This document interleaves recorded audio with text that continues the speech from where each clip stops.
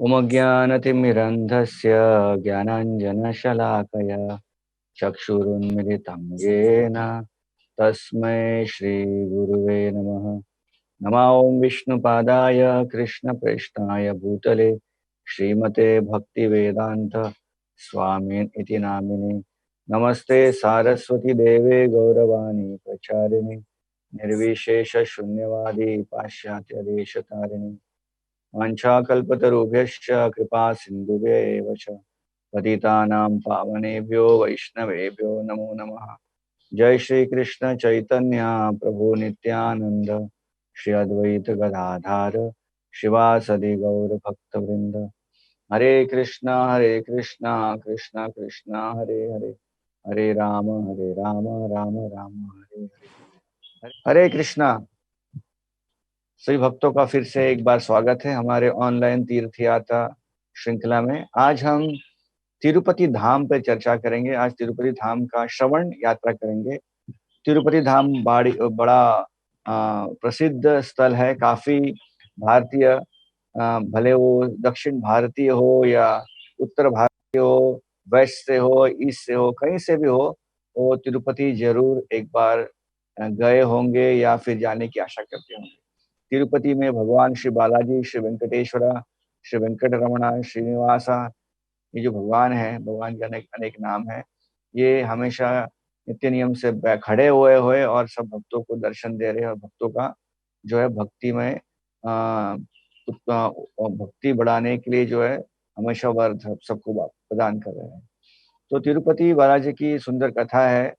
आज हम तिरुपति बालाजी के बारे में चर्चा करेंगे, कैसे उनका प्रकटीकरण हुआ और तिरुपति क्षेत्र में अन्य कितने अलग अलग जो है क्षेत्र है, कितने मंदिर है, इस पे हम चर्चा करेंगे। तो ऐसा कहा गया है कि जिस प्रकार से कलयुग में भगवान का अवतरण हुआ है हरिनाम के द्वारा।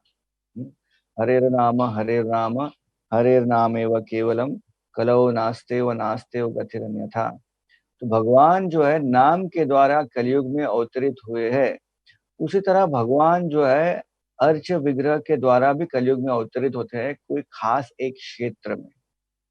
तो जैसे हमें पता है कि जगन्नाथपुरी धाम में भगवान जगन्नाथ जी जो है ये कलयुग के अर्च विग्रह अवतार है। कलयुग में खास करके उनका जो है कृपा सब पर प्रामाणिक रूप से बड़ा है। तो भगवान जगन्नाथ जी जो है इतने कृपालु है कि कोई भी उनकी आराधना पूजा कर सकता है। वो बड़े कृपालु है, सबके प्रति उनका स्नेह है और सबको वो मौका देते हैं अपना सेवा करने के लिए।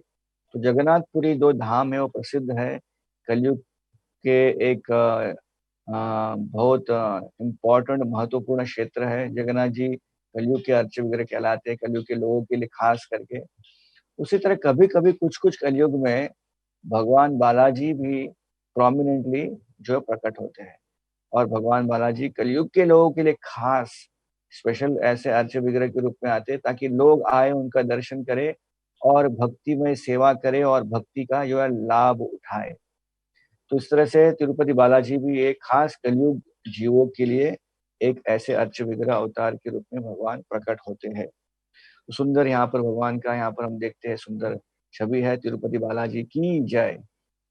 तो आगे चल के हम थोड़ा विचार विमर्श करेंगे कि भगवान बालाजी ये नाम कैसे पड़ा, या भगवान बालाजी का नाम का अर्थ क्या है, या भगवान बालाजी के विविध नामों का अर्थ क्या है।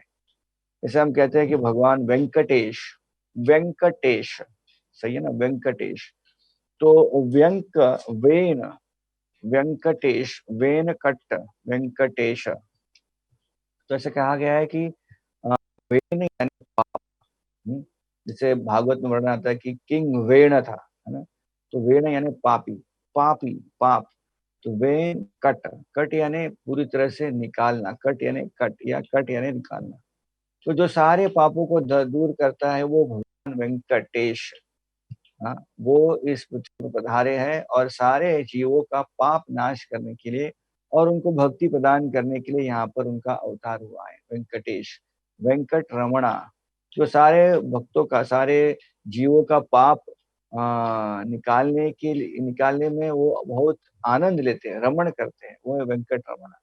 तो वेंकटेश, वेंकट रमणा, श्रीनिवास, श्रीनिवास यानी जिनके हृदय पे हमेशा लक्ष्मी देवी वक्षस्थल में वास करती, श्रीनिवास।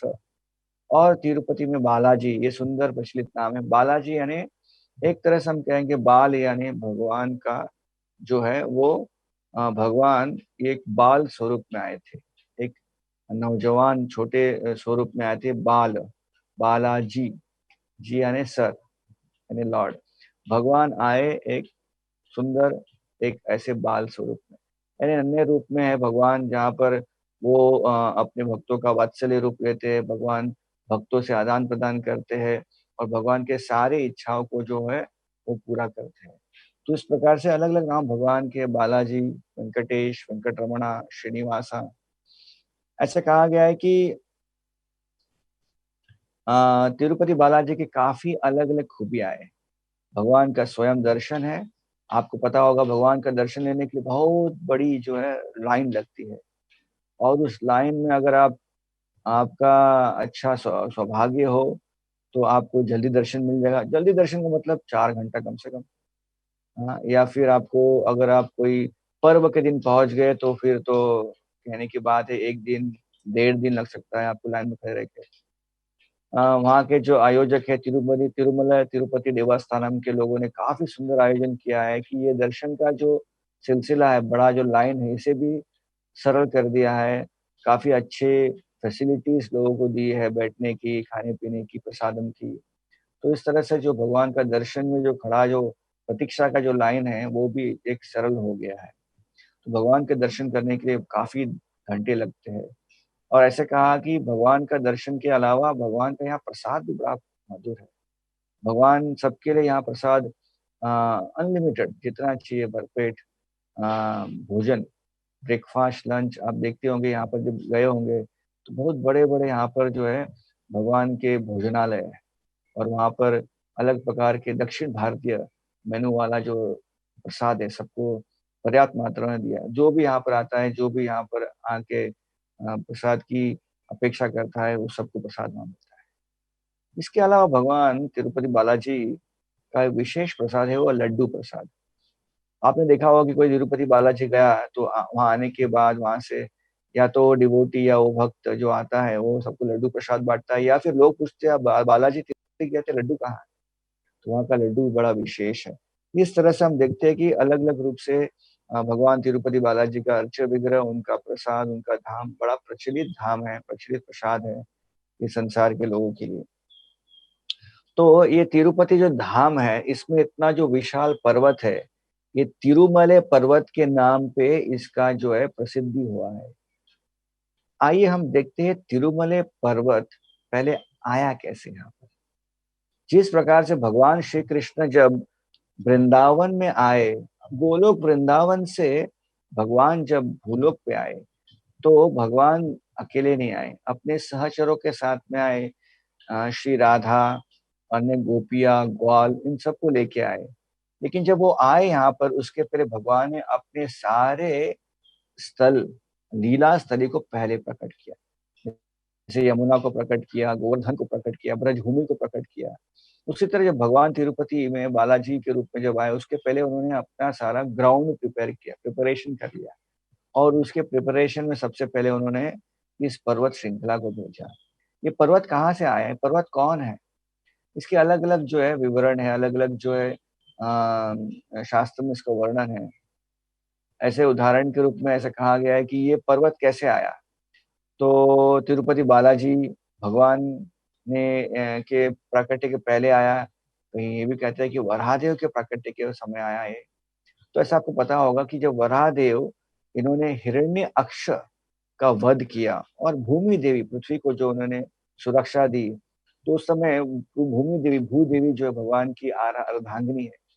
तो हिरण्यक्ष की मृत्यु के बाद भूमि देवी ने भगवान से प्रार्थना किया कि आप हमारे साथ में रहिए यहाँ पर भूतल पे। तो भूतल पे रहना है तो कहाँ रहना चाहिए, भगवान ने कहा कहाँ रहेंगे। भूदेवी ने कहा कि हम ऐसी जगह पे रहेंगे जहाँ पर हमें वैकुंठ का जो अनुभव होगा, वैकुंठ जैसा हमें एक परिसर मिलेगा। तो ये देखते हुए वराहदेव ने फिर ऐसे कहा गया है कि अ, वराहदेव ने गरुड़ जी को बुलाया अपने वाहन को और कहा कि वैकुंठ से आप जाकर जो मेरा जो बहुत बड़ा प्रिय पर्वत है, उसे यहाँ पर लेके आइए। तो उस प्रिय पर्वत को यहाँ पर वो लेके आए। ऐसे कहा गया है कि आध्यात्मिक जगत में जो भगवान के जो प्रिय जो वस्तु है, जैसे भगवान का जो शैया है या भगवान का कपड़ा है, ये सब कौन होते हैं? ये हमेशा अनंत शेष संकर्षण, भगवान ही उसके विस्तृत रूप होते हैं। तो ऐसा कहा गया है कि उस समय इस पर्वत के रूप में भगवान संकर्षण अनंत शेष प्रकट हुए और इस पर्वत के रूप में है। एक और एक कथा आती है कि तिरुपति बालाजी के आने के पहले भी ऐसी घटना हुई। अलग-अलग कल्पों में इसका विचार है।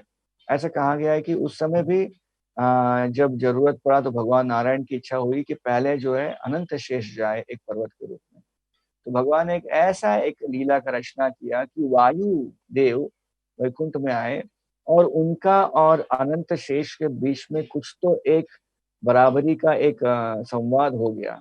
और उस संवाद के वजह से भगवान नारायण ने कहा चलो हम आपका टेस्ट करते हैं कि आप में से कौन मजबूत या पावरफुल या बड़े शक्तिशाली है। तो उसका टेस्ट भगवान ने नारायण ने खुद अरेंजमेंट किया और उस टेस्ट के उपलक्ष्य में भगवान ने उनका एक वहाँ पर पर्वत था आनंद पर्वत। उस आनंद पर्वत के ऊपर अनंत शेष को कहा कि आप पूरी तरह से इस आनंद पर्वत को घूम कर जो है पकड़ लीजिए और वायुदेव अपने सारे प्रकोप से आप पर वायु फेंकेंगे और आपको इस पर्वत से अलग करेंगे। तो ये था प्रतियोगिता। तो उस प्रतियोगिता में ऐसा हो गया कि वायु जो है पूरी तरह से प्रभाव कर रहे हैं लेकिन अनंत शेष तो टस से मस नहीं हुए। तो क्या करना है अभी? तो ऐसा कहा गया है कि भगवान नारायण की इच्छा थी कि अनंत शेष नीचे जाए।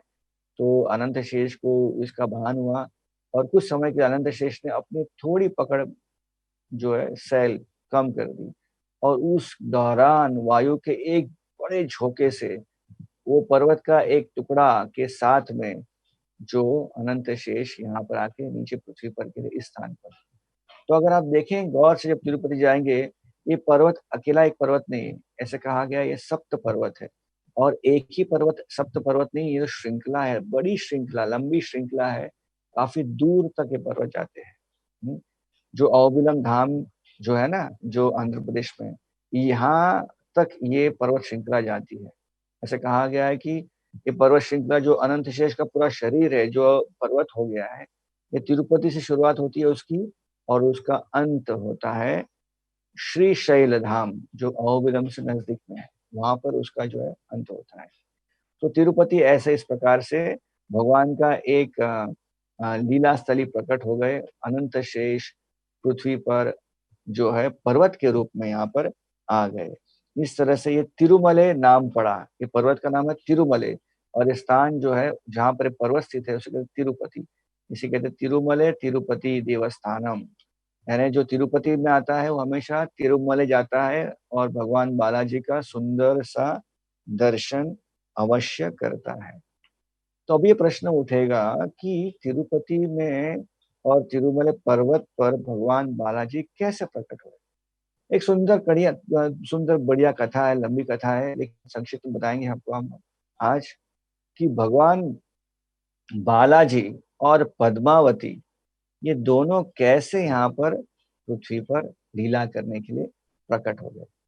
तो ये समझाने के लिए, बताने के लिए हम सबसे पहले आपको काफ़ी युगों पहले की बात बताते हैं जिसमें उस समय पृथ्वी पर जो है एक यज्ञ समारोह हो रहा था।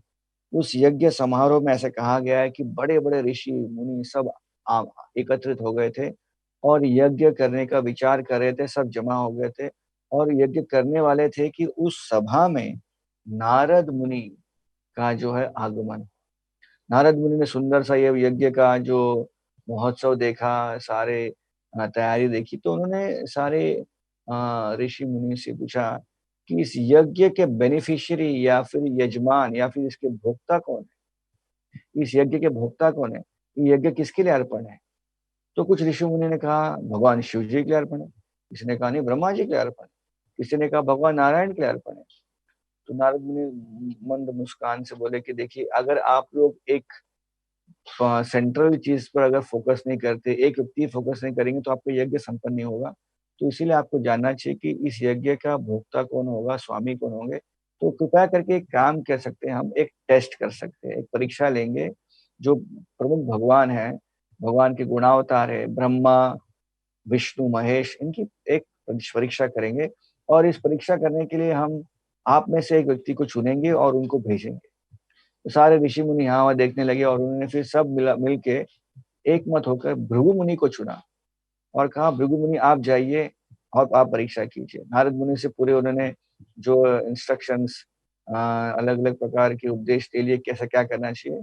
और ऐसे चलते चलते भृगु मुनि पहुंच गए सबसे पहले ब्रह्मलोक पर। ब्रह्मलोक में भृगु मुनि ने देखा उनके पिता, परम पिता जो उनके पिताजी है, आदि व्यक्ति जो इस संसार के, वो ब्रह्मा जी। सबसे पहले जो पैदा हुए इंसान ब्रह्मा जी, वो ब्रह्मा जी को देखा। वो बैठे थे अपने आसन पर। तो ब्रह्मा जी ने देखा अपने पुत्र भृगु को, मुस्कुराए। लेकिन भृगु तो अलग एक रूप में आए थे ना, वो तो पुत्र के रूप में नहीं आए थे, वो तो परीक्षा लेने आए थे। तो परीक्षा रूप में आए तो उसी रूप में, उसी व्यक्ति के रोल में वो क्या किए, वो ब्रह्मा जी को बिल्कुल देखे नहीं, ब्रह्मा जी को बिल्कुल आदर नहीं किया। ब्रह्मा जी चकित हो गए, पहले सोचे कि मेरा पुत्र है, मुझे नमस्कार नहीं कर रहा है, वंदन नहीं कर रहा है, मुझे देख भी नहीं रहा है। तो ब्रह्मा जी को थोड़ा अच्छा नहीं लगा। और अंत में जब उन्होंने देखा कि भृगु देख नहीं रहे, तो थोड़ा गुस्सा आ गया उनको, उनके चेहरे में थोड़ा गुस्सा आ गया। लेकिन ब्रह्मा जी ने जान लिया कि कुछ कारण होगा, इसलिए उन्होंने अपने गुस्से को कंट्रोल किया। भृगु ने देख लिया था कि ब्रह्मा जी के चेहरे पे गुस्सा थोड़ा आ गया, तो तुरंत वहां से वो निकल के ब्रह्मलोक छोड़कर सोचे कि देखो ये तो परीक्षा में उत्तीर्ण नहीं हुए क्योंकि इनको गुस्सा आया। तो भृगु मुनि आगे निकले और ब्रह्मलोक से वो गए कैलाश पे, शिवलोक पर, जहाँ पे शिव जी बैठे थे पार्वती के साथ में। भृगु वहां प्रवेश किए। शिव जी ने देखा अरे मेरे भाई आ गए, भृगु मुनि। तो उनका सत्कार किया और भाई होने के कारण वो गए उनको आलिंगन करने के लिए। तो आलिंगन करने गए तो क्या हो गया, भृगु मुनि ने कहा रुक जाओ, अरे आप मुझे आलिंगन मत करो, मैं सब साफ सुथरा हूँ। देखो आपके शरीर पे क्या है, पूरा राख है। आपके शरीर पे जो माला है वो हड्डियों की माला है, वो आ, स्कल क्या बोलते हैं, मुंडी जो होता है ना, वो उसकी माला है। ये माला सब गंदी है। और हमेशा आप जो है तमोगुणी लोगों को जो संग देते हैं, तो स्वामी उनके तमोगुणी लोगों के। तो इस कारण आपके शरीर से एक अलग प्रकार का जो है सुगंध आ रहा है, तो मुझे पसंद नहीं, कृपया करके आप मुझे आलिंगन मत कीजिए, दूर ही रहिए, दूर ही रहिए। तो शिव जी को अच्छा लगा नहीं, ये ऐसे कैसे वार्ता बोल रहे हैं। शिव जी बड़े क्रोधित हो गए कि शिव जी का आलिंगन स्वीकार नहीं करे। क्रोध में आके उन्होंने अपना जो है, गुस्से में अपना त्रिशूल उठा लिया, प्रहार करके जो है सबक सिखाने के लिए भृगु को। तो उस समय पार्वती देवी ने रोक लिया, शिव जी से कहा कि ये क्या कर रहे हैं, आपका भाई है। तो शिव जी ने अपना क्रोध जो है वश में रख लिया, कर लिया। तो भृगु भी वहां से निकल गया, वो कहे कि शिव जी भी उत्तीर्ण नहीं हुए, क्योंकि उन्होंने क्रोध तो प्रकट हुआ, क्रोध उनके चेहरे पे आया और उन्होंने उसका जो है आंतरिक रूप से उसको प्रकाशित किया अपने कार्य से। तो बोले कि ये भी व्यक्ति जो है योग्य के भोक्ता नहीं हो सकते, सुप्रीम नहीं हो सकते, क्योंकि जो व्यक्ति सुप्रीम है, जो परमेश्वर है, वो तीनों गुणों से परे होना चाहिए। ये कहकर कैलाश से निकलकर भृगु मुनि अभी गए नेक्स्ट वैकुंठ में। तो वैकुंठ जब गए, ये वैकुंठ जो है ये भौतिक दुनिया में एक वैकुंठ लोक है, श्वेत द्वीप नाम का। वहां पर वो गए और वहां पर उन्होंने देखा कि अनंत शेष पर भगवान योग निद्रा में लेटे हुए हैं, आंख मूंदे हुए। और लक्ष्मी देवी उनके चरणों का जो है वो स्पर्श करके उनको चरणों को दबा रही है, मसाज कर। तो ऐसे कहा गया है कि भृगु मुनि ने देखा नारायण जो है आराम करे योग निद्रा में, आंखें बंद है। तो भृगु मुनि को अच्छा लगा नहीं, वो गए डायरेक्टली और अपने पैरों से भगवान नारायण के छाती पे, वक्षस्थल पे उन्होंने पैरों से प्रहार किया। अचानक झटका लग के विष्णु भगवान उठ गए। देखा कि भृगु मुनि आ गए, अपने शैया से उठ गए, भृगु मुनि को बिठाया और उनका पैर दबाते हुए कहा देखो क्षमा कीजिए, मैंने आपको देखा नहीं, और इस कारण आपको इतनी वेदना हुई कि आपका इतना कोमल सा ये चरण कमल है, इसको आपने इस वक्षस्थल जो इतना कठोर है, इस पर आपने प्रहार किया, इसके कारण आपको तकलीफ हुआ रहेगा, क्षमा कर दीजिए। भृगु मुनि तुरंत पानी-पानी हो गए कि ये क्या है? सबसे ज़्यादा मैंने प्रहार, हाँ, शब्दों से नहीं, अपने वाचा से नहीं, अपने कर्मों से, कार्य से किया मैंने भगवान नारायण पर। तो प्रतिक्रिया तो ज़्यादा होना चाहिए, लेकिन प्रतिक्रिया कम से उल्टा हो गया कि प्रतिक्रिया ऐसे हो गई कि भगवान पूरी तरह से नम्र हो गए और जो है भृगु मुनि से क्षमा माँगने लगे। तो ये देखते हुए भृगु मुनि बड़े अलौकिक रूप से जो है, वो बड़े दिव्य रूप से उनको ये अनुभूति हुई कि यही सच में भगवान परमेश्वर है, तीनों गुण से परे है और यही जो यज्ञ के भोक्ता होने चाहिए।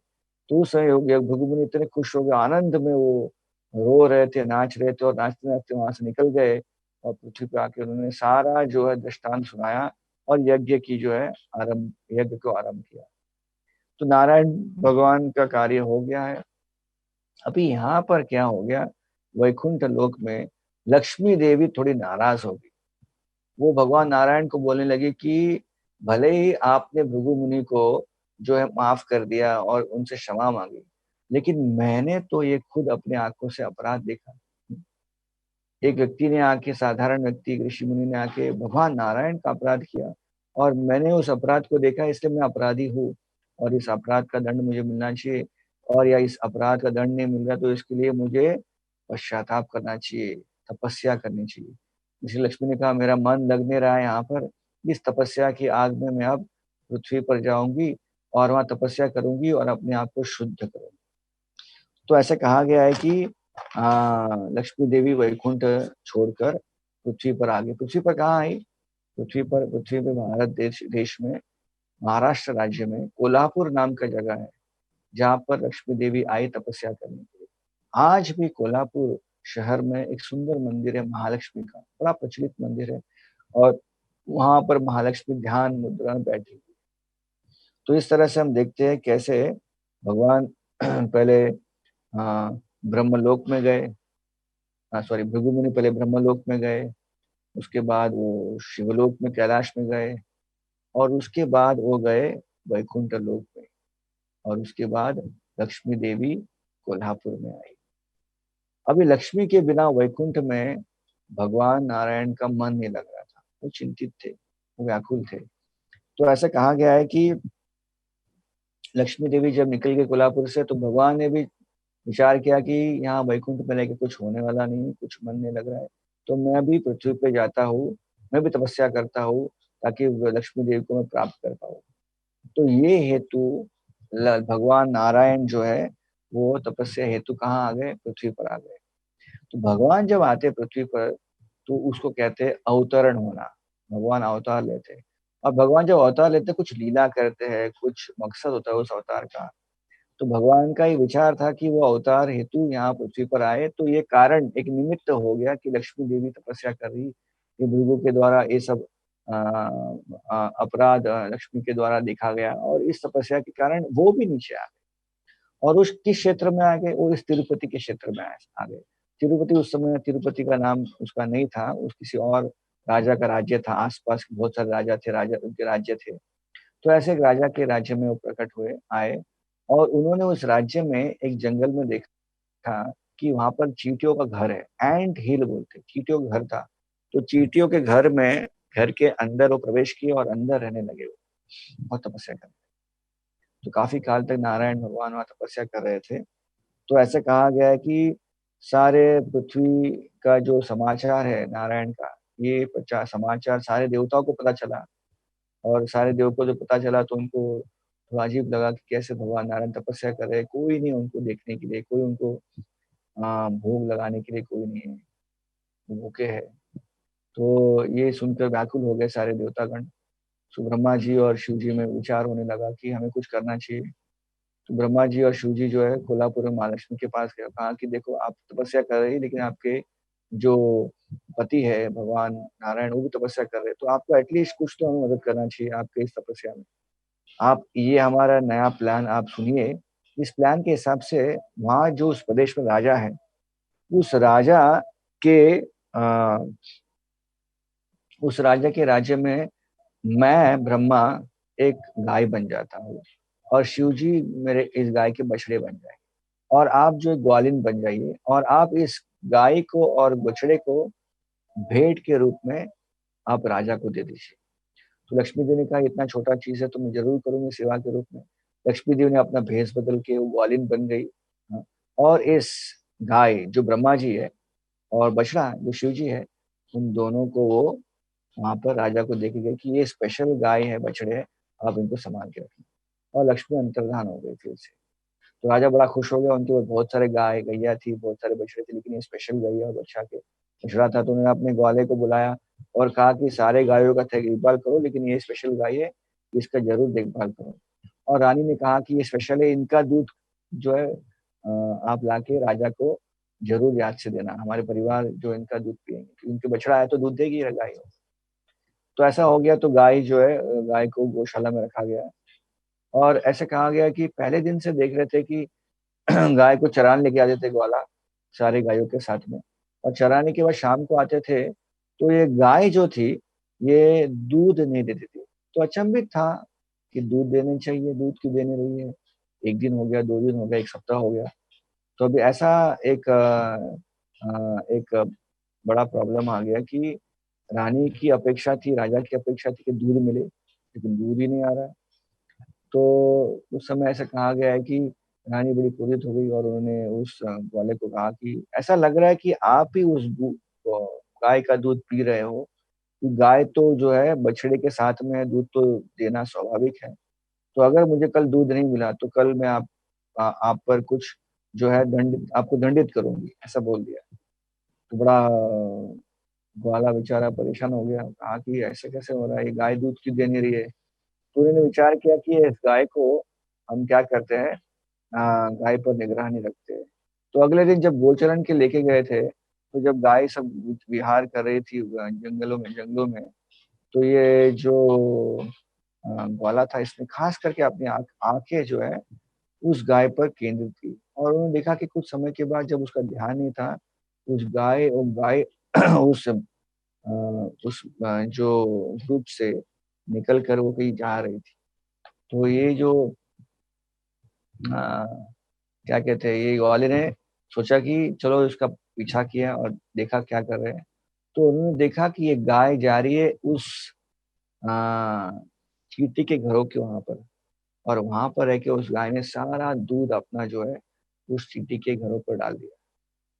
तो हर दिन ये गाय दूध क्यों देती नहीं थी, कि ये गाय जो है हर दिन वहां पर आती थी छुप के भाग के, और सारा दूध चींटी के घर से ऊपर से वो प्रभावित करते थे। और नीचे कौन थे, भगवान नारायण।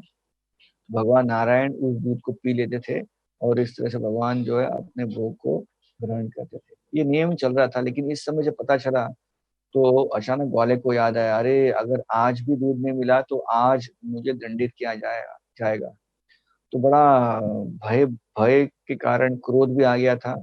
तो उसने अपना एक कुल्हड़ जो होता है ग्वाले के पास, नुकीला, वो उठा लिया और वो गया और उसने जोर से उस कुल्हड़ को गाय की तरफ फेंका। भगवान जो है ये गो ब्राह्मण हितायच है, बड़े गाय के रक्षा करते। भगवान का नाम गोपाल है, गोविंद है।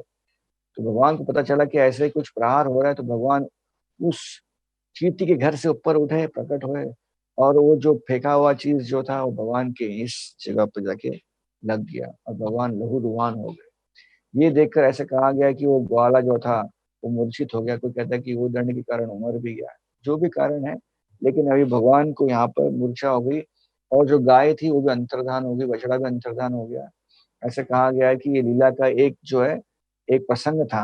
इस लीला को आगे आगे बढ़ाने के लिए अभी भगवान जो नारायण थे, अभी भगवान नारायण जब प्रकट हुए इस भूतला पे, तभी उनका नाम जो है श्रीनिवास कहलाया गया। श्रीनिवास के नाम से वो अब कहलाने लगे।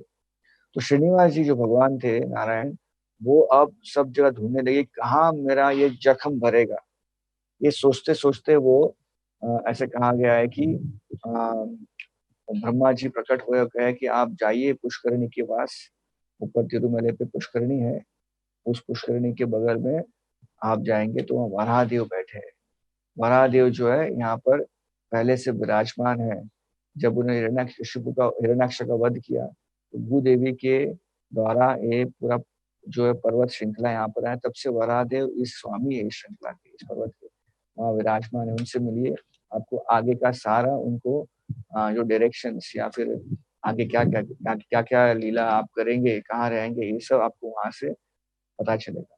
तो भगवान श्रीनिवास जी उस पर्वत पे चढ़े और वहाँ पर पुष्करिणी जो भी एक सुंदर सरोवर आज भी है, ये सरोवर भी भगवान के वैकुंठ से आया हुआ है। आज भी श्रद्धालु जब जाते तिरुपति में सरोवर में स्नान करते हैं और फिर दर्शन लेते हैं। तो वहाँ श्रीनिवास जी गए और उन्होंने वराहदेव को देखा, भूदेवी के साथ में प्रणाम किया। भगवान ने दूसरे भगवान को प्रणाम किया और कहा कि देखिए मैं अभी कलयुग में आया हूँ, यहाँ पर मेरा अवतार होने वाला है, यहाँ पर अच्छे के रूप में मैं रहने वाला हूँ। मुझे कोई निवास स्थान चाहिए, मैं वैकुंठ छोड़ के आया हूँ, लक्ष्मी देवी मेरे साथ में नहीं है, लक्ष्मी नहीं हूँ इसलिए मेरे पास कुछ धन नहीं है, तो आपके पास मैं आया हूँ ये आशा लेकर। तो वराह ने कहा कोई बात नहीं, आप यहाँ रहिए, ये पर्वत भी आपका है। तो श्रीनिवास ने कहा कि नहीं, ये पर्वत तो आपका है, लेकिन यहाँ पर रेंट पर, किराए पे मैं रहूंगा, और किराया जो है ना मैं आपको भुगतान करूंगा। कब तक भुगतान करूंगा? कलयुग के अंत। ये किराए के क्षमा की किराए के रूप में मुझे जो देखने आएंगे दर्शन के लिए, ये दर्शन के जो दर्शनार्थी जब आएंगे, ये सबसे पहले आपका दर्शन करेंगे। आपका दर्शन करने के बाद मेरा दर्शन करेगा।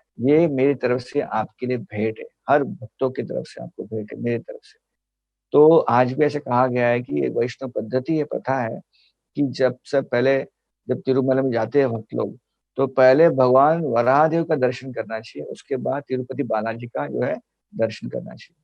ये होने के बाद फिर वराहदेव ने तिरुपति श्रीनिवास बालाजी को कहा कि आप जाइए, आप यहाँ पर जब जाएंगे इस वन में एक जो है एक वृद्ध स्त्री है, बकुला देवी, उनके पास जाइए। आपको ये जो है आपके घाव को भरने के लिए जो आपको दिव्य सामग्री चाहिए, जो औषधि चाहिए, वो लगा के दे। तो भगवान श्रीनिवास जी वो वन में विहार करने लगे और उस वन के बीच के अंदर कहीं बीचों बीच एक छोटी कुटिया देखी उन्होंने। उस कुटिया में रहती थी बकुला देवी। बकुला देवी कौन है? ऐसे कहा गया कि बकुला देवी यशोदा माई का ही अवतार है। तो यशोदा माई क्यों इस लीला में आई? तो ऐसे कहा गया कि यशोदा माई ने भगवान कृष्ण से कहा था कि मैंने आपकी सारी बाल लीलाएं देखी, लेकिन आपकी मैंने एक लीला देख नहीं पाई, वो है आपकी विवाह की लीला। वो विवाह की लीला का जो प्रसंग है, जो आनंद है, देवकी को मिला, मुझे नहीं मिला। तो मेरी भी बड़ी इच्छा है कि आपका विवाह देखूं मैं। तो भगवान कृष्ण ने कहा कि एक ऐसी लीला जब आगे होगी, तो उस लीला में आप खास करके मेरे विवाह का प्रसंग, उसका पूरा अरेंजमेंट करने का सेवा आप ही करें। तो इसीलिए उस प्रसंग को लेते हुए इस लीला में यशोदा माई बकुला के रूप में आई। और बकुला देवी उस छोटे से एक कुटिया में रहती थी, अकेली थी, वैरागी थी वो, वैरागी। लोग जानते थे कि ये जो अम्मा है, ये माँ है, बूढ़ी माँ है, ये बड़ी भक्तिमय भक्तिमय है, बहुत अच्छी, बहुत दिव्य आध्यात्मिक है। अकेली रहती थी उस घर पे। तो श्रीनिवास वहां गए और माता को देख के प्रणाम किया, कहा कि मुझे चोट लगी है, कुछ मदद कीजिए। तो बकुला देवी ने जब श्रीनिवास को देखा तो बहुत प्रेम उमड़ आया, क्योंकि उनके ही पुत्र थे। उमड़ आके उन्होंने बैठाया उनको, और बाद में दिव्य जो जड़ी बूटियां निकाली, उसका एक पेस्ट बनाया और उस पेस्ट को यहाँ पर ऐसे लगा दिया। तो आप देखते हो कि आज भी तिरुपति बालाजी, भगवान बालाजी जो है, उनके हम सर पे देखेंगे तो ऐसा एक बड़ा तिलक है। बड़ा तिलक कहाँ से आया? वो बकुला ने, देवी ने लगाया हुआ तिलक है। भगवान को इतना पसंद आया है कि आज भी भगवान उस तिलक को पहनते हैं। क्यों पहनते हैं? कि भगवान चाहते हैं कि वो तिलक के द्वारा उनके लीला को स्मरण करे कि बकुला देवी ने कैसे सुंदर रूप से उस तिलक को लगाया है। तो बकुला देवी ने इस तरह से भगवान को सुंदर सा तिलक लगाया। आज भी तिलक देदीप्यमान भगवान के जो है सर पे विराजमान है। भगवान बोलना चाहते हैं इस तिलक के द्वारा, कैसे भगवान ने अपने प्रिय भक्त गाय का रक्षा किया। तो रक्षा के लिए खुद का अपना मस्तक दे दिया ताकि उनको चोट लगे। तो भगवान देखिए अलग-अलग लीला करते हैं, अपने भक्तों की सुरक्षा रखते हैं, लेकिन भगवान को जो है इस लीला से हमें पता चलता है कि भगवान को गाय अत्यधिक प्रिय है। कथा को आगे बढ़ाते हुए भगवान बकुला के घर पे रहने लगे और भगवान को बकुला नित्य नियम से वो तिलक या जड़ी-बूटी लगाती थी और भगवान का धीरे-धीरे घाव जो है भरने लगा। अभी और एक छोटी चीज़ मुझे इस कथा में बताने का मैं एक प्रयत्न करूँगा कि भगवान के जब सर पे जब प्रहार हुआ था वो, तो उस प्रहार के कारण भगवान के थोड़े से बाल जो है ना वो निकल गए थे। तो कुछ समय लगा भगवान का बाल बढ़ने के लिए।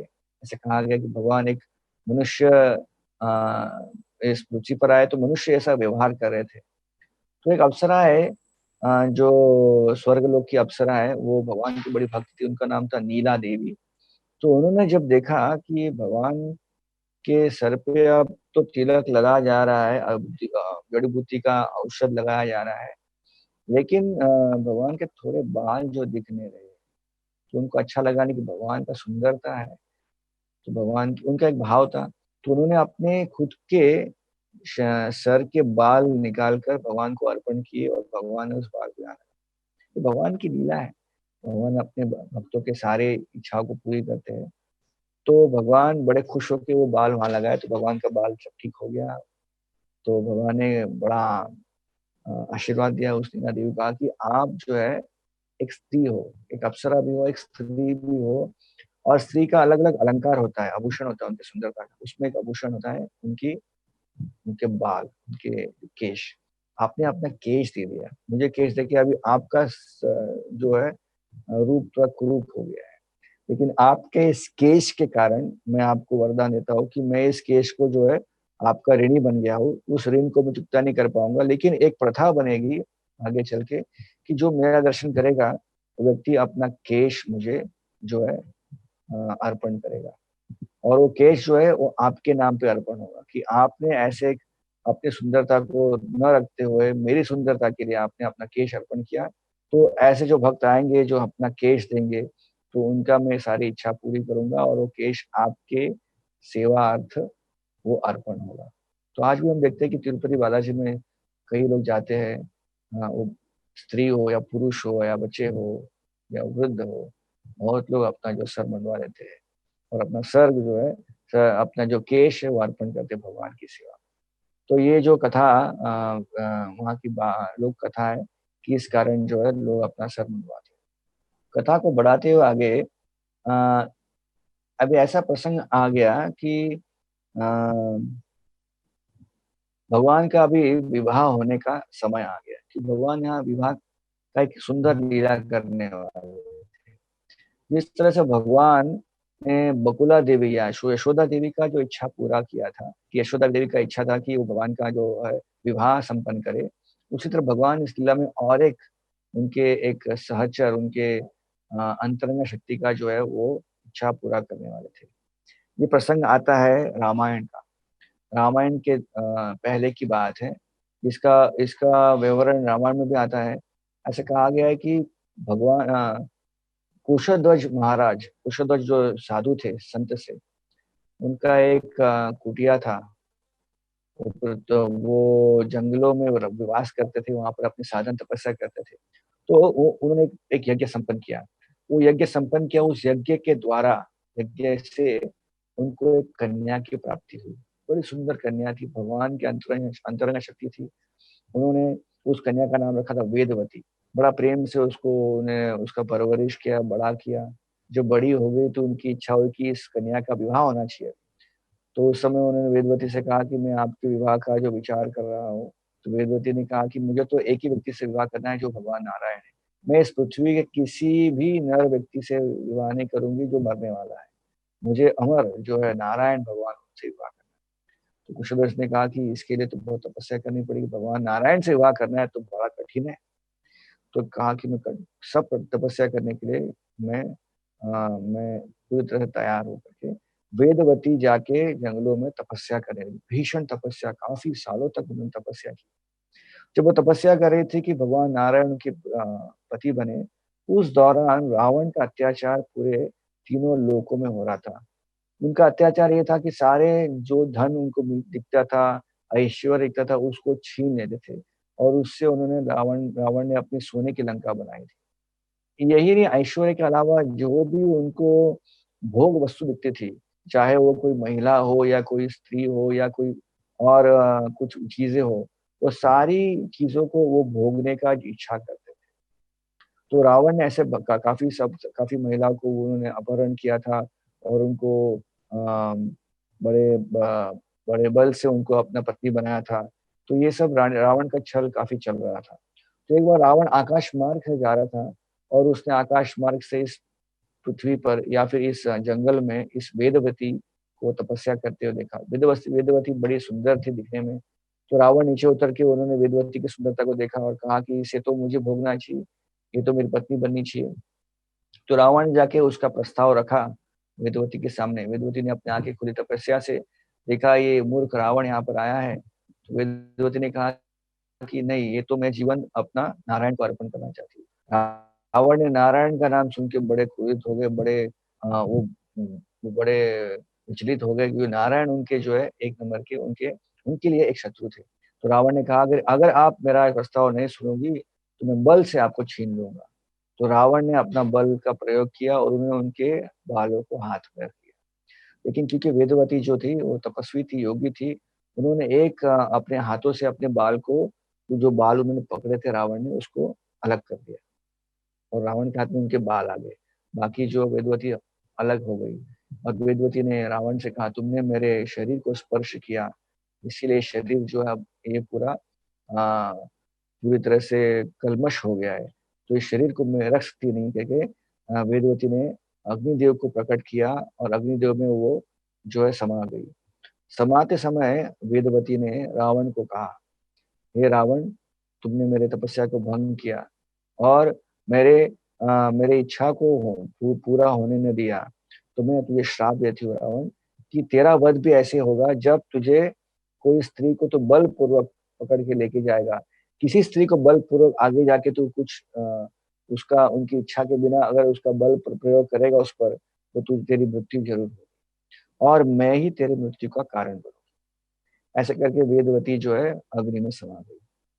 अग्नि में समा गई, लेकिन अग्निदेव ने उन्हें जो सुरक्षित रखा, क्योंकि अग्निदेव जो है जानते थे कि ये भगवान की अंतरंगा शक्ति है।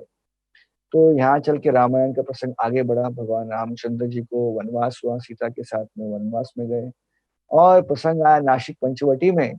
जब भगवान रामचंद्र जी को पता चल गया कि रावण अब आने वाला है सीता का अपहरण करने के लिए, उस तरफ उस समय रामचंद्र जी ने अग्नि को प्रकट किया और कहा कि सीता को अब अपने पास रख लीजिए। तो अग्नि ने जब सीता को रख लिया तो अग्नि ने एक छाया सीता को प्रकट किया। वो छाया सीता कौन थी? वेदवती थी। तो वेदवती छाया सीता के रूप में आई। रावण ने उसका अपहरण कर लिया और रावण उसे लंका लेके गए। और जैसे आपको पता है, श्राप के अनुसार वेदवती ही रावण का मृत्यु का कारण बनी। तो जब राम ने रावण का वध किया, तो सीता जब फिर से आई, तो राम ने उन्हें अग्नि परीक्षा करने को कहा। तो अग्नि परीक्षा में छाया सीता अंदर गई और बाहर आई, जो सीता देवी जो ओरिजिनल सीता थी वो बाहर आई। तो इस तरह सीता देवी और राम का फिर से जो है मिलन हुआ। सीता देवी को पता था कि छाया सीता ने इतना सारा कार्य किया है, तो भगवान राम के पास सीता देवी ने जाके कहा कि देखो, कि वेदवती है, इसने बहुत तपस्या की आपको पति रूप में पाने के लिए, और मेरा उन्होंने रोल लेकर, मेरा जो रूप लेकर उन्होंने इतना तपस्या किया लंका में, तो कृपया करके आप भी इसे जो है पत्नी के रूप में स्वीकार कर लीजिए।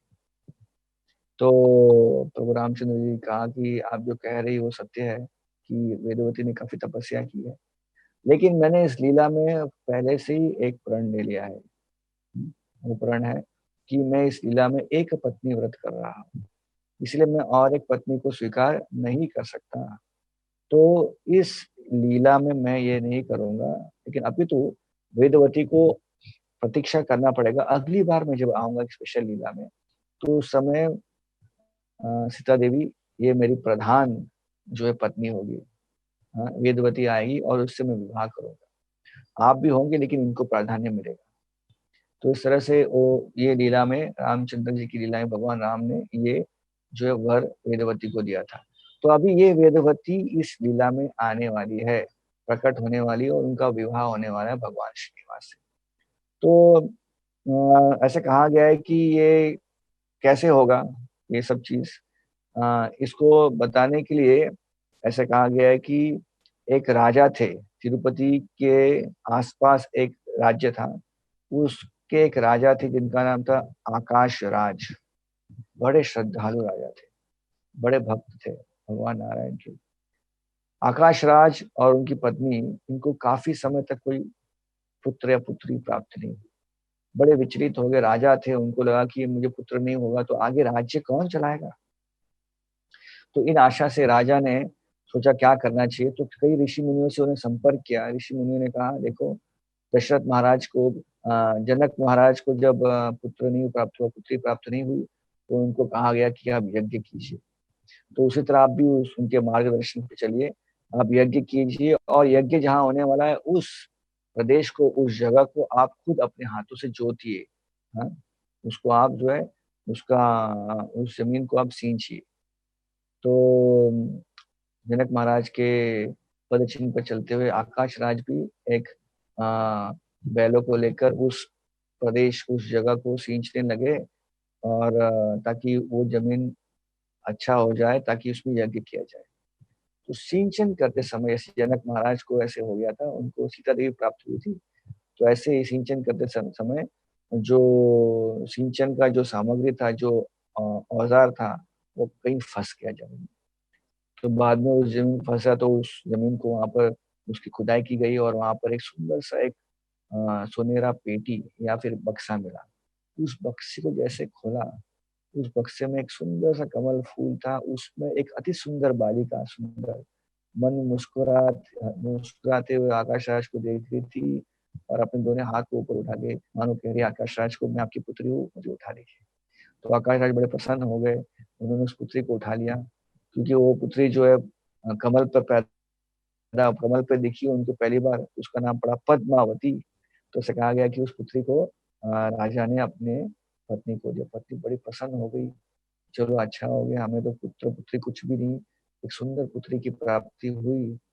ऐसे कहा गया है कि ये जो स्थान है जहाँ पर ये भगवान आकाश राज को जिस स्थान पर देवी पद्मावती का जो प्रकटीकरण हुआ, आज वही स्थान पे तिरुपति में स्थान है। तिरुपति से कुछ 4-5 किलोमीटर दूर एक स्थान है, तिरुचन्नूर नाम का एक गांव है। उस गांव में आज भी इसी जगह पर देवी पद्मावती का विशाल मंदिर है, तो भी एक दर्शनीय स्थान है। इसकी चर्चा हम बाद में भी करेंगे। तो पद्मावती देवी जहाँ प्रकट हुई थी, वहां पर एक कुंड बना है, पुष्करणी, और उसके बगल में भव्य विशाल पद्मावती देवी का जो है मंदिर है। और नित्य नियम से ऐसा कहा गया है, जब पद्मावती देवी का जो प्राकट्य दिवस आता है, तो ऊपर तिरुपति बालाजी मंदिर से खास कुछ उपहार भगवान बालाजी भेजते हैं। जैसे अलग प्रकार के जो क्या कहते हैं उसे, ऑर्नामेंट्स, या फिर साड़ी, या फिर अलग अलग प्रकार के पुरस्कार या फिर गिफ्ट भगवान अपने अर्धांगिनी के लिए भेजते हैं। हर समय, हर साल ये जो है वहां पर ऐसी प्रक्रिया होती है। तो ऐसे कहा गया है कि इस तरह से पद्मावती देवी प्रकट हो गई। तो पद्मावती देवी प्रकट होने के बाद उस जगह पर राजा ने यज्ञ किया, और यज्ञ के बाद उन्हें एक पुत्र की प्राप्ति हुई, इसका नाम पड़ा वसुमन, वसुधाम, सॉरी, वसुधाम प्रकट हुए। तो इस तरह से आकाश राज बड़े प्रसन्न हो गए, क्योंकि अभी दोनों उनको मिल गया, पुत्र मिल गया और सुंदर पुत्री भी मिल गई। कुछ समय तक ऐसे चला और पद्मावती काफी बड़ी हो गई, विवाह के योग्य हो गई। राजा सोचने लगे कि इसका विवाह करना चाहिए, किससे करना चाहिए। उस समय नारद मुनि एक वृद्ध व्यक्ति के रूप में वहां पर आए और कहने लगे कि मैं बहुत बड़ा एक ज्योतिष हूँ, सबका मैं भविष्य जान सकता हूँ। तो राजा ने अपने पुत्री को बुलाकर उसका हाथ दिखाया। तो नारद मुनि जो ज्योतिष के रूप में आए थे, उन्होंने हाथ दे के कहा कि अरे ये पुत्री जो है बड़ी सौभाग्यशाली है, इसका विवाह भगवान नारायण के साथ ही होगा। तो पद्मावती बड़ी खुश हो गई, आकाश राज बड़े खुश हो गए और ये कह के नारद मुनि निकल गए, लेकिन मन ही मन सोचने लगे कि ये हुआ कैसे? नारायण कैसे यहाँ पर आके मेरी पुत्री का विवाह करेंगे? तो देखते हैं फ्यूचर में ऐसे कुछ होगा तो।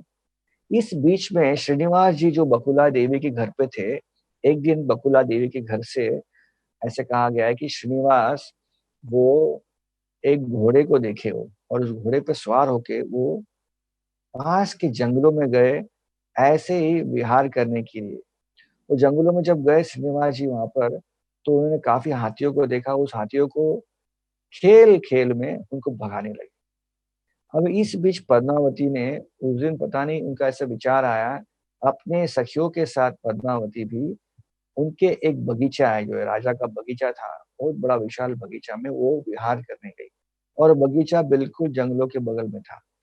तो जब रानी जो पद्मावती कुमारी वहाँ पर थी, तो उस समय श्रीनिवास जी के हाथ से जो भगाए हाथी थे, उसमें से एक हाथी जो पागल हाथी था, वो बगीचे में प्रवेश कर चुका था। तो भाग हाथी को देख के सारे लोग भागने लगे यहाँ-वहाँ, और पागल हाथी बिल्कुल पद्मावती के पास आ रहा था। पद्मावती पूरी तरह से जो है भयभीत हो गई, और उस समय श्रीनिवास जी आए भगवान घोड़े पर और उस हाथी को भगा दिया। तो भय से व्याकुल थी, उतने में देखा कि श्रीनिवास के कारण ये सुंदर अ, सुंदर जवान व्यक्ति आए हैं, इन्होंने हाथी को भगा दिया। लेकिन जब श्रीनिवास को देखा, पद्मावती के मन में एक अलग विचार आने लगा। उनका प्रेम जागृत हो गया, भगवान उनके पति हैं, और भगवान जब अपने अर्धांगिनी को देखे तो उनका प्रेम जागृत हुआ। दोनों एक-दूसरे को देखते रहे, काफ़ी काफ़ी कुछ बहुत समय में लीला के बाद अपने मिले हैं, फिर से उनका जो है मिलन हुआ है। और भगवान ने उनको देखते हुए कहा पद्मावती को कि आप मुझसे विवाह करोगे क्या? ये देख के पद्मावती पूरी लज्जित हो गई। लेकिन इतने में वो सखियाँ सब जो पद्मावती के साथ आए, वो आए और उनको बहुत बुरा लगा कि कैसे कोई व्यक्ति अनजान आ रहा है और पद्मावती से कह रहा है कि आप मुझसे विवाह करोगी। तो बड़े दुखी हो गए। अब क्रोधावेश में उन्होंने पत्थर उठाए और बोले कि भागो यहाँ से। तो श्रीनिवास बड़े व्याकुल होके वो घोड़े पे बैठ गया और वहाँ से भाग गए। यहाँ पर पद्मावती देवी फिर से महल में आ गई, लेकिन जो पूरी तरह से मंत्रमुग्ध हो गई थी भगवान की सुंदरता के लिए, तो भगवान के बिना और कुछ भी चिंतन नहीं हो रहा था, किसी चीज़ में उन्हें कोई इंटरेस्ट नहीं था। ये देखकर राजा चिंतित हो गए, क्या हो गया पद्मावती को? और ऐसे लग रहा था पद्मावती मायूस है, शायद उनकी तबीयत ठीक नहीं है, तो पूछा गया, कुछ जवाब नहीं मिला। तो चिंतित हो गई, 2-3 दिन निकल गए, ऐसी अवस्था में थे, तो रानी भी बड़ी परेशान हो गई कि शायद कुछ ऐसे गलत कुछ चीज़ हो गई पद्मावती की जीवन में कि उसकी वजह से पद्मावती दुखी है इतनी। तो ये अवस्था में वो चिंतित थे कि क्या करना चाहिए। तो रानी और सखियों ने सोचा कि चलो हम शिव जी की आराधना करते हैं और शिव जी से पद्मावती के खुशहाली की प्रार्थना करते। तो वो शिव जी के मंदिर में गए, प्रवेश किए। यहाँ पर ऐसा कहा गया है कि श्रीनिवास भगवान वो बकुला देवी के घर आए और उनकी भी वही स्थिति जैसे पद्मावती की थी। तो बकुला देवी समझ गई कि श्रीनिवास के जीवन में कुछ प्रसंग हुआ है, जिस कारण श्रीनिवास का किस पे ध्यान नहीं लग रहा है। तो बकुला देवी ने पूछ लिया श्रीनिवास से क्या चल रहा है? श्रीनिवास ने सारा प्रसंग बता दिया, कैसे उनको पद्मावती के प्रति जो है लगाव हो गई और उनको उनसे विवाह करना है। बकुला देवी आश्चर्यचकित हो गई कि कैसे मिलाप हो सकता है? वो राजा की पुत्री है और तुम तो बिना कुछ किसी का कुछ कनेक्शन या आगे पीछे कोई नहीं तुम्हारा, और एक ही व्यक्ति तुम्हारे जीवन में हो, मैं हूँ बकुला, और मैं एक वैरागी हूँ, एक कुटिया में रहती हूँ, कैसे संबंध होगा? तो भगवान ने बड़ा समझाया कि इसके बिना तो होगा नहीं, मुझे तो पद्मावती से विवाह करना है। बकुला देवी ने सोचा कुछ तो प्रयास करना चाहिए, क्या करना चाहिए समझ में नहीं आ रहा था। ऐसा कहा गया कि बकुला देवी ने फिर कुछ प्रयास करने के लिए वो राजा के राज्य में गई। तो वहाँ पर देखा कि आकाश राज की पत्नी और उनकी सखियाँ जो है शिव जी के मंदिर में उपासना कर रही। तो वो भी उस मंदिर में चली गई, उनके साथ में उपासना करने लगी। इस तरह से बकुला देवी का जो है कनेक्शन धरिणी देवी रानी के साथ में हुआ। उस पूजा अर्चना के बाद फिर बकुला देवी फिर से अपने गृह क्षेत्र पहुँच गई और रानी अपने महल चली गई। इस बीच आकाश राज बड़े परेशान थे, सोच रहे थे क्या करना चाहिए, क्या होना चाहिए? और ऐसे कहा गया है कि श्रीनिवास जी बड़े चिंतित चिंतित थे कि कैसे इस विवाह को संपन्न करना चाहिए। तो भगवान श्रीनिवास ने एक युक्ति धारण कर ली और इस युक्ति के योजना में भगवान श्रीनिवास ने अपना भेष बदलकर एक जो है एक स्त्री का वेश किया, जो बंजारन स्त्री है ना, वैसे बंजारन स्त्री का वेश धारण कर लिया और मानो बंजारन स्त्री सब जगह जाकर लोगों का जो है हित चिंतक बनकर घूम रही है। तो बंजारन स्त्री के भेष में श्रीनिवास भगवान राजा के राज्य में चले गए और जहाँ भी जाते थे सब कन्याएं आती थी, उनको अपने हाथ दिखाती थी और सारी कन्याओं का भविष्य बताते थे। उनका पूर्व पूर्व जीवन, उनका आज का जीवन सब बताते हुए इतने प्रसिद्ध हो गई वो बंजारन कि सारी कन्याएं आने लगी अपना हाथ दिखाने के लिए। तो ये चर्चा सारे राज्य में फैल गया। ये चर्चा का विषय ये श्रवण रानी ने भी किया, तो रानी की बड़ी इच्छा हुई कि चलो ये बंजारन को पद्मावती का भी हाथ दिखाने के लिए बुलाया जाए। तो बंजारन आ गई। बंजारन कौन थी? श्रीनिवास भगवान थे। वो आ गए बंजारन अपने महल में, राजा के महल में और बंजारन ने पद्मावती को देख के बड़े प्रसन्न हो गए। पद्मावती को देख के बंजारन को डाउट आया लेकिन वो समझ नहीं पाई भगवान ऐसे रूप में आए थे।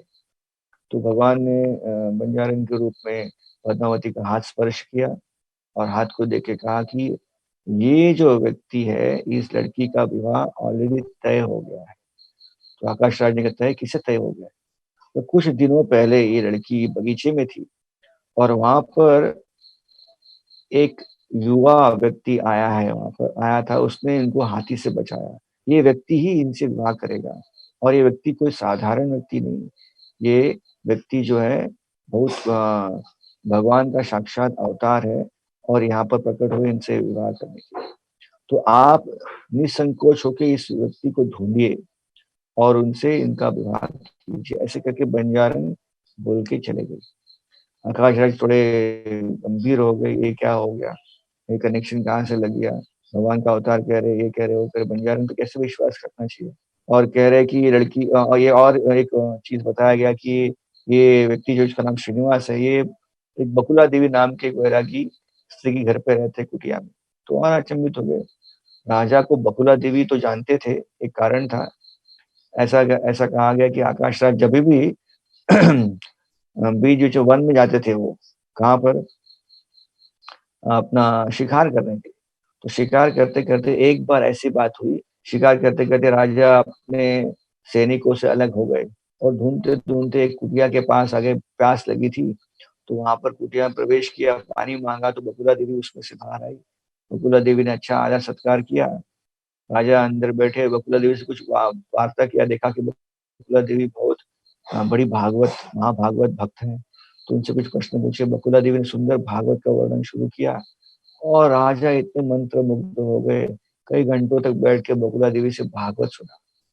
तो राजा जभी-जभी ऐसे कुछ वन में जाते थे, उनको समय मिलता था, तो वो ज़रूर अवश्य रूप से बकुला देवी के पास जाते थे और भागवत सुनते थे। एक प्रकार से बकुला देवी उनकी भागवत गुरु। तो राजा जानते थे बकुला देवी को, लेकिन वो आश्चर्य थे कि बकुला देवी के कोई पुत्र था ही नहीं, तो ये कौन-सा पुत्र आ गया है और ये बंजारन क्या बोल के चली गई। तो बड़े चिंतित हो गए, बड़े अचंभित हो गए, क्या करना चाहिए? तो आकाश राज ने पद्मावती को देखा, पद्मावती दुखी थी, बेहाल थी और ये भी हो रहा है, तो चिंतित होने के कारण राजा सोचने लगे कि क्या करना चाहिए। तो राजा को मिलने के लिए उस समय राजा ने राजा को मिलने के लिए उस समय सुखदेव गोस्वामी वहाँ प्रकट हुए। सुखदेव गोस्वामी जो है, वहाँ पर राजा के पास आके राजा के सारे चिंता को दूर करने के लिए वहाँ पर जो है प्रकट हो गए थे। तो ऐसे कहा गया कि सुखदेव गोस्वामी आके राजा को कहा कि आपने जो सुना है बंजारन से और बकुला देवी के विषय में सुना है वो सत्य है। और मैं यही कहने आपको आया हूँ कि ये आपकी लड़की पद्मावती ये साक्षात लक्ष्मी का अवतार है और ये श्रीनिवास जो है ये भगवान विष्णु भगवान नारायण का अवतार है और ये संबंध ये मेल होना ही है। और रही बात कि भगवान श्रीनिवास के पास घर नहीं है, ये तो अब समय-समय की बात है, आगे चल के सब कुछ अच्छा हो जाएगा। भगवान है, भगवान लक्ष्मीपति है। तो ये कहकर जब उनकी समझूत बनाई, तो आकाश राज बड़े प्रसन्न हो गए और आकाश राज ये संबंध स्थापित करने के लिए ऐसे कहा गया कि बकुला देवी के पास गए और बकुला देवी से उन्होंने ये संबंध जो है पूरी तरह से स्थापित कर दिया। कैसे? श्रीनिवास भगवान और पद्मावती देवी का जो है विवाह संपन्न होगा। तो इस तरह से दोनों का विवाह तय हो गया। इस विवाह का इतना प्रचलित है ये विवाह, इसे कहते हैं श्रीनिवास कल्याणम। इस पर बड़ी-बड़ी फ़िल्में बनी हैं, बड़े-बड़े ड्रामास भी हुए। श्रीनिवास भगवान का विवाह पद्मावती देवी के साथ में। तो आइए सुनेंगे आगे कि ये विवाह कैसे हुआ। ये भी रोमांचक विषय है विवाह का। ऐसा कहा गया कि जब विवाह अरेंजमेंट हुआ गया, श्रीनिवास जी के पास तो कुछ भी नहीं था भगवान के पास। तो उन्होंने गरुड़ जी को बुलाया, अनंत शेष को बुलाया और कहा कि आपको इस विवाह का जो है अरेंजमेंट करना पड़ेगा। तो गरुड़ जी और अनंत शेष ने सारे देवताओं को न्योता दिया कि आइए भगवान का विवाह हो रहा है, आप पृथ्वी पर आइए। सारे देवतागण पृथ्वी पर आ गए, ब्रह्मा, शिव, चंद्र, वायु इत्यादि इत्यादि वरुण देव सब आ गए। तो ऐसा कहा गया है कि ब्रह्मा जी आए तो उन्होंने देखा भगवान श्रीनिवास थोड़ा चिंतित है। तो उन्होंने पूछा पूछा कि आप चिंतित क्यों हो? तो श्रीनिवास जी ने कहा देखो मेरा विवाह होने वाला है, मेरे पास तो घर भी नहीं। मैं जहाँ रहता था वो तो एक चींटियों का घर था, तो वहाँ तो अपनी पत्नी को रखता नहीं मैं, घर तो चाहिए और इतना विवाह करना है तो पैसा भी चाहिए ना, पैसा कहाँ से आएगा? तो ब्रह्मा जी देखे कि ये तो अद्भुत भगवान की लीला है। लक्ष्मीपति देवी लक्ष्मीपति लक्ष्मी के पति जी लक्ष्मी की चिंता कर रहे हैं। तो ब्रह्मा जी ने इस लीला में भाग लेके देते हुए भगवान श्रीनिवास को एक प्लान बताया अपना, आइडिया बताया कि आप क्या कीजिए देखिए एक मैरिज का लोन लीजिए। तो देखिए लोग मैरिज के लिए, शादी के लिए लोन लेते हैं, तो ये तो पुरानी प्रथा है, भगवान ने भी लोन लिया था। और लोन कहाँ से लेना है, कोई बैंक है? अरे उस समय तो आध्यात्मिक बैंक एक ही था ना, कुबेर जी का। तो भगवान को कहा गया कि आप मैरिज लोन लीजिए कुबेर के पास। तो कुबेर को ब्रह्मा जी ने बुलाया, कुबेर बड़े प्रसन्न हुए, उनको एक चांस मिल रहा है भगवान की सेवा करने के लिए। तो भगवान को बोले लोन वोन क्या है, ये सब पैसा तो आपका ही है, मैं तो उसका केयर टेकर हूँ। तो भगवान ने कहा नहीं वो ठीक होगा, आपसे आपको हमने कार्यरत बनाया है, लेकिन इसका मतलब नहीं कि मैं जो संसार के रूल विधि-विधान को मैं भंग करूँ अपने लिए। तो मैं आपसे ज़रूर लोन लूँगा और ये लोन लेके मैं विवाह संपन्न करूँगा और ये लोन जो है आपको आगे चलकर मेरे भक्त जो मेरे दर्शन करने आएँगे, ये इस लोन के इंटरेस्ट से इस लोन को इंटरेस्ट के साथ चुकाएँगे। और ये इंटरेस्ट इतना भारी होगा कि आपको कलयुग के अंत तक जब तक यहाँ मेरा मंदिर होगा भविष्य में, तो वहाँ मेरे भक्त आएँगे और हुंडी में इसको आपके लक्ष्मी डालेंगे और सारा लक्ष्मी जो है आपके इंटरेस्ट के लिए होगा। तो आज भी देखते हैं हम हुंडी ये बड़ा फ़ेमस है तिरुपति में, लोग जाते हैं, अनेक-अनेक कार्य करते हैं, उसमें एक कार्य होता है कि यहाँ भगवान को डोनेशन भी देते हैं हुंडी में। तो वो है भगवान के मैरिज के लोन को हम हुंडी में डालकर जो उसको हम उस लोन को कम कर रहे हैं। तो सुंदर लीला यहाँ पर संपन्न हुई, कुबेर जी के द्वारा भगवान को पैसा मिला और बड़े विशाल पैमाने पर भगवान का सुंदर जो है विवाह प्रसंग जारी हो गया। तो ऐसा हो गया कि ब्रह्मा जी ने देखा कि श्रीनिवास जी अभी भी थोड़े दुखी हैं। तो ब्रह्मा जी ने भगवान से पूछा श्रीनिवास जी से, "अभी क्यों दुखी हो? आपका तो मैरिज लोन सैंक्शन हो गया।" तो भगवान ने कहा अ, मेरी चिंता है लक्ष्मी देवी के बारे में, मैं विवाह कर रहा हूँ, लक्ष्मी देवी को पता होना चाहिए इसके बारे में। तो ब्रह्मा जी ने कहा फिर मेरा मेरे लिए क्या आदेश है? तो भगवान ने कहा लक्ष्मी देवी को पत्र भेजो कि मैं बहुत बीमार हूँ, मुझे देखने तुरंत आ जाओ करके। तो ब्रह्मा जी ने ऐसे कहा वैसे पत्र भेजा, लक्ष्मी देवी को पत्र मिला कोल्हापुर में। उन्होंने देखा कि भगवान बीमार है, चिंतित होके भागते-भागते आई। आके देख रही है तो ये क्या बीमारी है? यहाँ तो सारे लोग जमा हो गए थे इतने जैसे कोई बारात निकलने वाली है यहाँ पर। लक्ष्मी देवी थोड़ी सोचने लगी कि यहाँ बीमार है, ये इतने लोग क्या कर रहे हैं यहाँ पर? उतने भगवान श्रीनिवास 2-3 देवताओं को पकड़ते हुए हाथ धीरे-धीरे चलते हुए आए। तो लक्ष्मी देवी देखी भगवान को और समझ गए ये बीमारी जो है ये शरीर की बीमारी नहीं है, ये अलग प्रकार की बीमारी है, चिंता की बीमारी है। तो लक्ष्मी देवी ने सब समझ लिया कि क्या हो रहा है। और लक्ष्मी देवी हँस के बोली कि जो मैं चाहती थी रामलीला में वो अब हो रहा है, तो मैं दुखी क्यों हूँ उसमें? वेदवती ने इतना तपस्या किया, इतना उन्होंने अपना जीवन आपके लिए दिया है, और मैं चाहती थी कि रामलीला में, रामायण में आप उनसे विवाह कर लो। लेकिन आपने मुझे कहा था कि रामायण रामलीला के बाद अनेक और एक लीला ऐसी होगी, उस लीला में पद्मावती, उस लीला में वेदवती जो है उसका उससे विवाह करूँगा। तो आज ये प्रसंग आ गया, मैं बड़ी प्रसन्न हूँ। आप कृपया करके पद्मावती को अपने पत्नी स्वीकार कीजिए, और इस लीला में उसका मुख्य स्थान होगा, आपकी अर्धांगिनी होने के कारण। भगवान बालाजी बड़े प्रसन्न हो गए। लक्ष्मी देवी ने अपने हाथों से भगवान बालाजी का स्नान कराया, उनको आभूषण पहनाया, उनको सजाया विवाह के लिए, और उसके बाद भगवान श्रीनिवास जी को वो जो है सारे बारातियों के साथ में वो आकाश राज के घर पहुँच गए। आकाश राज के घर पे भगवान का विवाह संपन्न हुआ बड़े धूम-धाम से। ऐसे कहा गया कि 11 दिन का ये समारोह हुआ।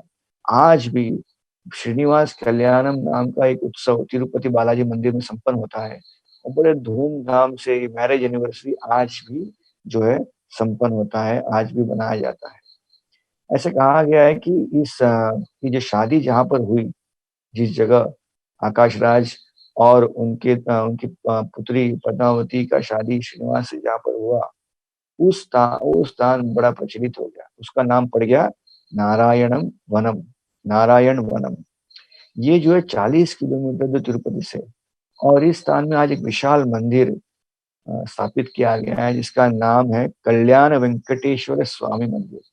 ये भी दर्शनीय स्थल है जहाँ पर भगवान का शादी हुआ था। तो वहाँ पर भक्त जाते हैं, दर्शन करते हैं भगवान पद्मावती और भगवान बालाजी का। तो देखिए 11 दिन का फेस्टिवल हो गया, और शादी के दिन ऐसे कहा गया इतना बड़ा समारोह था, कहाँ-कहाँ से लोग आए, देवतागण आए, बहुत बड़ी भीड़ हो गई, तो उसका अरेंजमेंट भी सुंदर हुआ। ऐसे कहा गया है कि पकवान, खाना पकाने के लिए इन सब लोगों के लिए, बारातियों लोगों के लिए जो आए हैं विवाह विवाह में, उनके लिए भोजन की व्यवस्था के लिए स्वयं अग्नि देव और वरुण देव जुट गए, और बहुत बड़ा उन्होंने जो है अ भोजन का प्रबंध किया। इस भोजन को लोगों को बाँटने का योजना वायुदेव ने ले लिया, और उन्होंने पूरे जितने लोग आए सबको भोजन खिलाया। और ऐसे कहा गया इतने लोग आए कि सारे पर्वत, सातों के 7 पर्वत लोगों से भर गए, और सबको बड़े प्रेम से, अच्छे से, सिस्टमैटिक वे वायुदेव जी ने सारों को भगवान का जो है भोजन खिलाया। हाँ, भोजन खिलाने के पहले उनको पूछा गया भगवान को कि हमने भोजन बना दिया है, किसको भोग लगाना चाहिए? तो तिरुपति बालाजी श्रीनिवास ने कहा कि ये भोग आप भगवान नरसिंह देव अहोबिलम में जो है उनको भोग लगाइए। तो भगवान श्रीनिवास और पद्मावती अहोबिलम गए, और वहाँ पर भगवान नरसिंह देव को भोग लगाया, और तत्पश्चात ये प्रसाद बनने के बाद सबको जो है प्रसाद खिलाया गया। तो उस दिन के बाद आज भी प्रथा है कि श्रीनिवास कल्याणम जब उत्सव होता है तिरुपति बालाजी में, तो उस दिन काफ़ी काफ़ी दर्जे में जो धन एक भेंट के रूप में, डोनेशन के रूप में तिरुपति मंदिर अहोबिलम मंदिर को दान करता है, प्रदान करता है कि ये तिरुपति बालाजी भगवान श्रीनिवास जी का ये सेवा है अहोबिलम नरसिंह देव के प्रति। तो आज भी प्रथा चल रही है वो। तो ऐसे कहा गया है कि भगवान की शादी हो गई पद्मावती देवी के साथ में। तो भगवान को याद आया श्रीनिवास को कि कुछ समय पहले मैं अगस्त्य मुनि के पास गया था, तो उन्होंने मुझे न्योता दिया था अपने आश्रम में रहने का। तो इसीलिए भगवान विवाह के तुरंत बाद श्रीनिवास, पद्मावती और बकुला अगस्त्य मुनि के आश्रम पहुँचे। उस समय अगस्त्य मुनि आश्रम में नहीं थे। तो अगस्त्य मुनि के शिष्यों से मिलकर भगवान ने कहा कि आपके गुरु ने कुछ समय पहले मुझे उन्होंने न्योता दिया था कि आप आइए हमारे आश्रम में रुकिए, और उन्होंने ये भी कहा था कि वो मुझे एक गाय प्रदान करें। तो लीला ऐसी है कि जब भगवान श्रीनिवास जी यहाँ पर प्रकट हुए थे वैकुंठ से, तो उनके पास कुछ रहने का स्थान नहीं था, कुछ प्रबंध नहीं था खाने-पीने का। तो अगस्त्य मुनि के पास गए थे भगवान उस समय, प्रकट हुए तभी। और वहाँ गए और कहा कि मेरे पास कुछ भी नहीं है, आपकी गौशाला में इतनी गाय है, एक गाय मुझे दे दो, तो मेरे सारे चीज़ों का जो है निवारण हो जाएगा, मेरे सारे खाने-पीने का प्रबंध हो जाएगा। अगस्त्य मुनि को पता था कि भगवान की लीला है, एक सेवा दे रहे मुझे, लेकिन अगर थोड़ा समय रुक जाओ तो शायद ये सेवा बड़ा हो जाए। तो अगस्त्य मुनि ने कहा कि देखो, कोई बात नहीं, अच्छी बात है, लेकिन एक हमारा आश्रम का एक रूल है कि हम जब भी गाय किसी को देते हैं, तो ये देखकर देते हैं कि वो व्यक्ति विवाहित होना चाहिए। ये हमें चिंता है कि व्यक्ति विवाहित ना हो तो वो अकेला वो गाय का जो है देखभाल नहीं कर पाएगा, और गाय का देखभाल नहीं करेगा तो गाय के प्रति अपराध हो जाएगा। तो इसीलिए हर व्यक्ति को जो गाय देते हैं वो विवाहित व्यक्ति होना चाहिए। तो आप विवाहित नहीं है, आप विवाह करके आइए, लक्ष्मी देवी को लेके आइए यहाँ पर, कुछ समय यहाँ पे रहिए, अपनी गाय को लेके जाइए। तो श्रीनिवास कहे, अरे बाप रे! ये क्या हो गया? लक्ष्मी देवी से तो मैं दूर हो गया, अभी लक्ष्मी देवी के कारण मुझे गाय भी नहीं मिली। तो कथा को अभी बढ़ाते हुए आगे अभी यहाँ पर देख रहे हैं हम कैसे भगवान श्रीनिवास को याद आया अगस्त्य मुनि का न्योता। तो यहाँ पहुँच गए, तो शिष्य कहे कि देखिए महाराज जी हमारे यहाँ पर नहीं है, तो हम बिना उनके परमिशन को किसको एंट्री दे सकते नहीं हम। तो भगवान के ये क्या बात हुई? मैं तो अपनी पत्नी को लेके आया, लेकिन ये शिष्य बोल रहे कि एंट्री नहीं दे सकते। वो भी सही बात है, उनको पता नहीं था कि क्या चर्चा हम हमारे बीच में हुई थी अगस्त्य मुनि के साथ में। तो मैंने कहा ठीक है, अभी मैं यहाँ रहता नहीं है, लेकिन एक गाय तो दे दीजिए जो आपके गुरु ने कहा था। बोला, हम गाय कैसे दे सकते हैं? हमको बताया ही नहीं कुछ। तो शिष्य जब दे नहीं रहे थे, गाय भी दे नहीं रहे थे, परमिशन भी देने थे, श्रीनिवास बड़े दुखी होकर वहाँ से पद्मावती और गोकुला के साथ निकल गए। इतने में पीछे से अगस्त्य मुनि आए और उनके शिष्यों ने पूरा प्रसंग सुनाया। तो अगस्त्य मुनि दुखी हो गए, क्रोधित हो गए, शिष्यों को कहा कि ये क्या बात हुई? भगवान स्वयं आ गए अपनी पत्नी के साथ में, उनको अपने स्थान नहीं दिया, गाय भी दिया। तो वो भी क्या करेंगे? तो वो एक गाय को लिए और गाय को लेते-लेते वो पीछे भागे भगवान के पीछे, और भगवान तो काफ़ी आगे चले गए। तो भागते-भागते जब गए आगे, तो दूर से भगवान को देखा, भगवान को बुलाना था, तो कैसे बुलाए? तो बुलाए तो कैसे? और थोड़ी शर्मनाक बात होगी कि वो अ, भगवान को आए थे उनके आश्रम में, लेकिन उनको स्थान नहीं मिला, उनको गाय भी नहीं मिली। तो पीछे से चिल्लाते हुए बोले, भगवान अपनी गाय ले लो, भगवान अपनी गाय ले लो। तो उनकी भाषा में वो बोल रहे थे, गोऊ इंदा, गोऊ इंदा। इंदा यानी प्लीज टेक, अपनी लीजिए, और गोऊ का मतलब गाय, गाय लीजिए, गाय लीजिए। तो गोऊ इंदा करके हाँफ रहे थे, भाग रहे थे गाय को लेके। भगवान को सुनाई दे रहा था सब कुछ, लेकिन फिर भी भगवान पीछे मुड़ नहीं रहे थे, क्योंकि वो थोड़े दुखी हो गए थे, क्या ये व्यक्ति ने मुझे गाय दिया नहीं। तो चलते गए भगवान पीछे ये भाग रहा था। कुछ समय तक हाँफते-हाँफते गोविंदा जो शब्द है, एक दोनों मिलके एक शब्द बन गया, गोविंदा, गोविंदा, गोविंदा करके। अभी गोविंद शब्द जो है ये भगवान का स्वयं नाम भी है। भगवान जो गाय के प्रति प्रेम करते हैं, गाय को सुख प्रदान करते हैं, गोविंद, ये नाम भगवान का है। तो गोविंद, गोविंद कहते, गोविंदा, गोविंदा, गोविंदा, गोविंदा कहते-कहते फिर भगवान के समीप पहुँच गए। भगवान पीछे मुड़ के देखे, खुश हो गए, हँसने लगे। तो भगवान इतना मैं बुला रहा हूँ, आप सुन नहीं रहे। तो भगवान कहते हैं कि आप मुझे कुछ तो गोविंदा बुला रहे थे, मुझे उसमें क्या लेना देना। जब से आपने गोविंदा बुलाया मैं बड़ा प्रसन्न हो गया आपसे, और जो जो चीज पीछे बीत गई उसको भूल गया हूँ मैं, लेकिन ये बात अच्छा लगा कि आप मुझे बार बार गोविंदा बुला रहे हैं। मुझे अपना नाम पसंद है, लेकिन मुझे जो अपने भक्तों के साथ जोड़ते हैं ना वो नाम ज्यादा पसंद है, तो आपने मुझे गाय के साथ जोड़ दिया, मुझे बहुत पसंद आया। तो उन्होंने कहा, अगस्त मुनि ये बड़ा अच्छा काम किया आपने। आज से मैं एक ऐलान करता हूँ कि जो भी मुझे दर्शन करने आएगा, वो सारे भक्त जैसे ही इस तीर्थ क्षेत्र में प्रवेश करेंगे या मेरा दर्शन करेंगे या कुछ भी कार्य करेंगे, उन्हें बार-बार यही शब्द दोहराना है, गोविंदा, गोविंदा।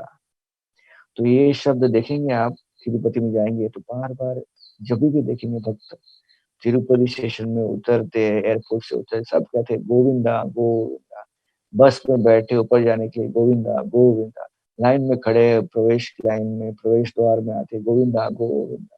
सब लोग गोविंदा, गोविंदा कहते। भगवान कहते कम से कम 108 बार जो गोविंदा कहेगा, उसे मैं बहुत अ, जो भगवान कहते हैं भक्ति प्रदान करूँगा, और वो भक्ति कार्य में आगे बढ़ेगा।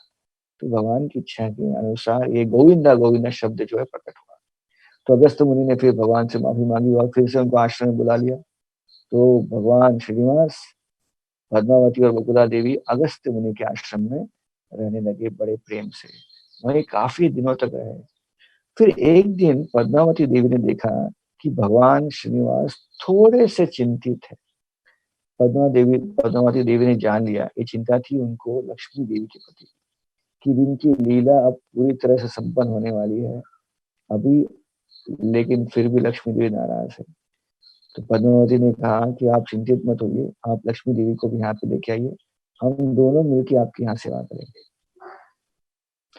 तो तब तक मैं यहाँ राह देखती हूँ अगस्त मुनि के आश्रम में, मैं और बकुला देवी माता यहाँ पर रहेंगी और आप उनको लेके आइए और हम सब यहाँ पर रहेंगे। तो भगवान फिर गए कोल्हापुर। कोल्हापुर में गए, जैसे भगवान कोल्हापुर प्रवेश किए, लक्ष्मी को पता चला कि भगवान आगे उनको रिझाने के लिए।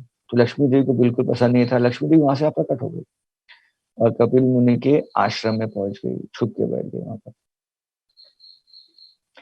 तो श्रीनिवास ढूंढ रहे कोल्हापुर में, लक्ष्मी देवी को कहीं मिल नहीं रही। तो एक सरोवर देखा उन्होंने, उस सरोवर में बहुत सारे कमल फूले थे। उस कमल पर वो बैठ गए और लक्ष्मी देवी का ध्यान कर रहे थे। लक्ष्मी देवी का इतना इंटेंस ध्यान कर रहे थे कि उस ध्यान के द्वारा सारे पृथ्वी, सारे संसार में थोड़ा एक हाहाकार जैसे मच गया, मानो कि कोई गर्मी बढ़ गई पूरे संसार में। कपिल मुनि को ये गर्मी की अनुभूति हुई, उन्होंने ध्यान लगाया, पता चला कि भगवान स्वयं आए श्रीनिवास पत्नी को ढूंढते हुए, और पत्नी देवी तो यहाँ पर हमारे आश्रम में रुकी है। तो लक्ष्मी देवी के पास गए, कह रहे हाँ आपकी लीला जो है, ये लीला के अनुरूप अभी इस समय आपको फिर से अपने पति से जो है मिलना चाहिए, उनके साथ में रहना चाहिए। तो लक्ष्मी देवी ने जब कपिल मुनि का जो है आश्वासन सुना, वचन सुना, तो फिर लक्ष्मी देवी फिर से सोचने लगी कि अब जो है ये तपस्या सब हो गया है, अब फिर से हमें एकत्र होना है। तो लक्ष्मी देवी वो अदृश्य रूप में उस कमल के दंड से निकलकर एक कमल जो बगल में था श्रीनिवास के, उसमें से वो प्रकट हुई और श्रीनिवास के बगल में, भगवान के बगल में बैठ गई। ये दृश्य इतना सुंदर था, सारे देवतागण ने ऊपर से फूलों की वर्षा की, कि एक सरोवर में दो कमल है, एक में श्रीनिवास बैठे, एक में लक्ष्मी बैठी, और फिर से जो उनका जो अलग हो गए थे कुछ कारणवश, अब फिर से उनका मिलन हो गया। दृश्य बड़ा रोमांचक था।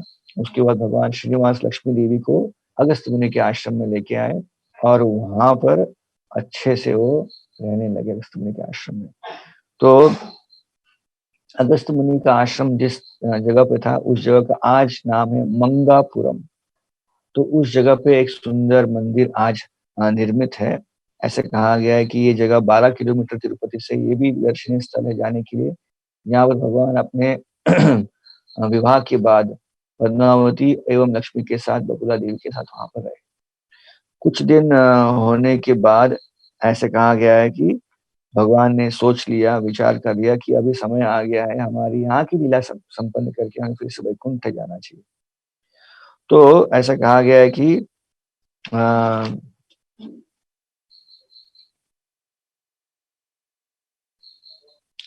उन्होंने उस समय सारे देवतागण भी आ गए और देवताओं ने भी कहा कि भगवान वैकुंठ आपके बिना अधूरा है, आप चलिए, अभी वैकुंठ आपकी लीला यहाँ समाप्त होगी, पद्मावती से आपका विवाह हो गया, आपका वचन पूरा हो गया। तो भगवान सोचने लगे कि मैं वैकुंठ जा रहा हूँ, लेकिन कलयुग के लोगों की आ, लोगों को कृपा करने के लिए मैं यहाँ पर मैं वैकुंठ जाऊंगा, लेकिन यहाँ पर भी रहूंगा अर्च विग्रह। तो उस समय ऐसे कहा गया है कि भगवान ने विचार कर लिया कि वराह देव ने जमीन दी है ऊपर रेंट पर, सही है, पुष्करणी के बगल में तिरुमले हिल पर, पर्वत पर।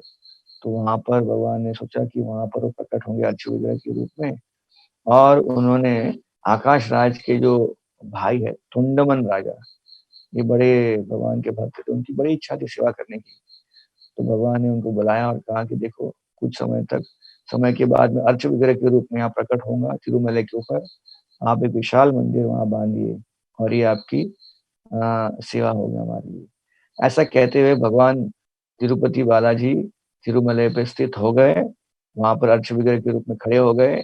पद्मावती देवी तिरुचनूर में प्रकट हो गई वहां पर, और लक्ष्मी देवी प्रकट हो गई तिरुपति बालाजी में।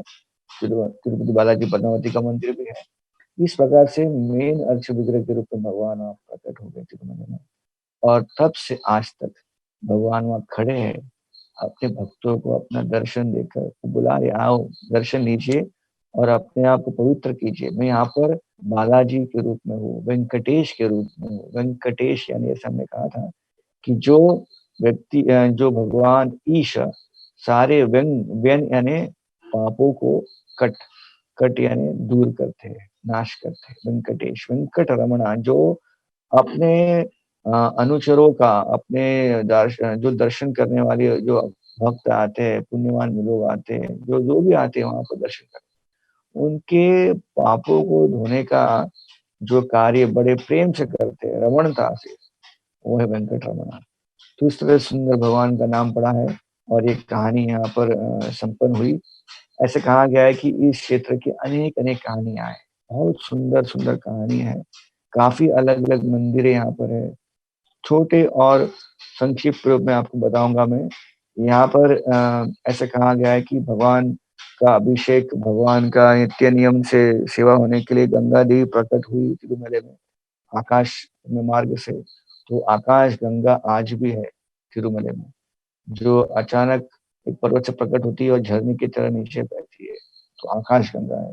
तो यहाँ से हर दिन पानी यहाँ से आता है भगवान की सेवा के लिए। वो आकाश गंगा बहते हुए आगे एक और नदी के रूप में प्रवाहित होती है, उसका नाम है पाप नाशिनी। तो तिरुमले तिरुपति देवस्थानम टीटी की ओर से उस पानी का एक अच्छा प्रभाव निर्माण किया है ताकि लोग वहां पर स्नान कर सके, अच्छा प्रबंध किया गया है। तो भावुक भक्त सब आते हैं, वहां पर स्नान करते हैं पाप विनाशिनी नदी में। तो ये भी तिरुपति के तिरुमले पर्वत पर स्थित है, पाप नाशिनी जगह जहाँ स्नान किया जाता है, आकाश गंगा जहाँ प्रकट हुई है गंगा। उसके अलावा वहां पर एक हाथी राम बाबा, एक बड़े भक्त, उनका समाधि भी है। तो ये हाथीराम बाबा कौन थे?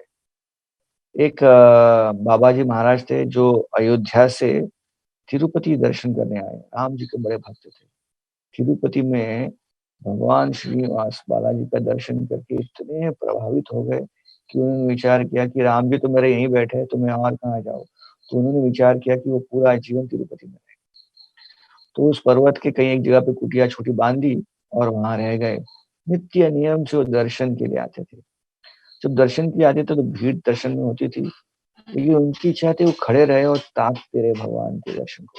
लेकिन भीड़ थी, बाबा जी भी थे, सारे मंदिर के आयोजक थोड़े परेशान थे कि बाबा जी आते काफी देर तक खड़े रहते और बाकी भीड़ जो है वहां रुक जाती है, उनको तो हम जल्दी जल्दी बोलते जाते, जल्दी जल्दी करो बोलते हैं, लेकिन ये बाबा जी खड़े रहते हैं। बाबा जी इतने रसिक भक्त थे, भगवान का पूरा दर्शन लेके निकलते थे।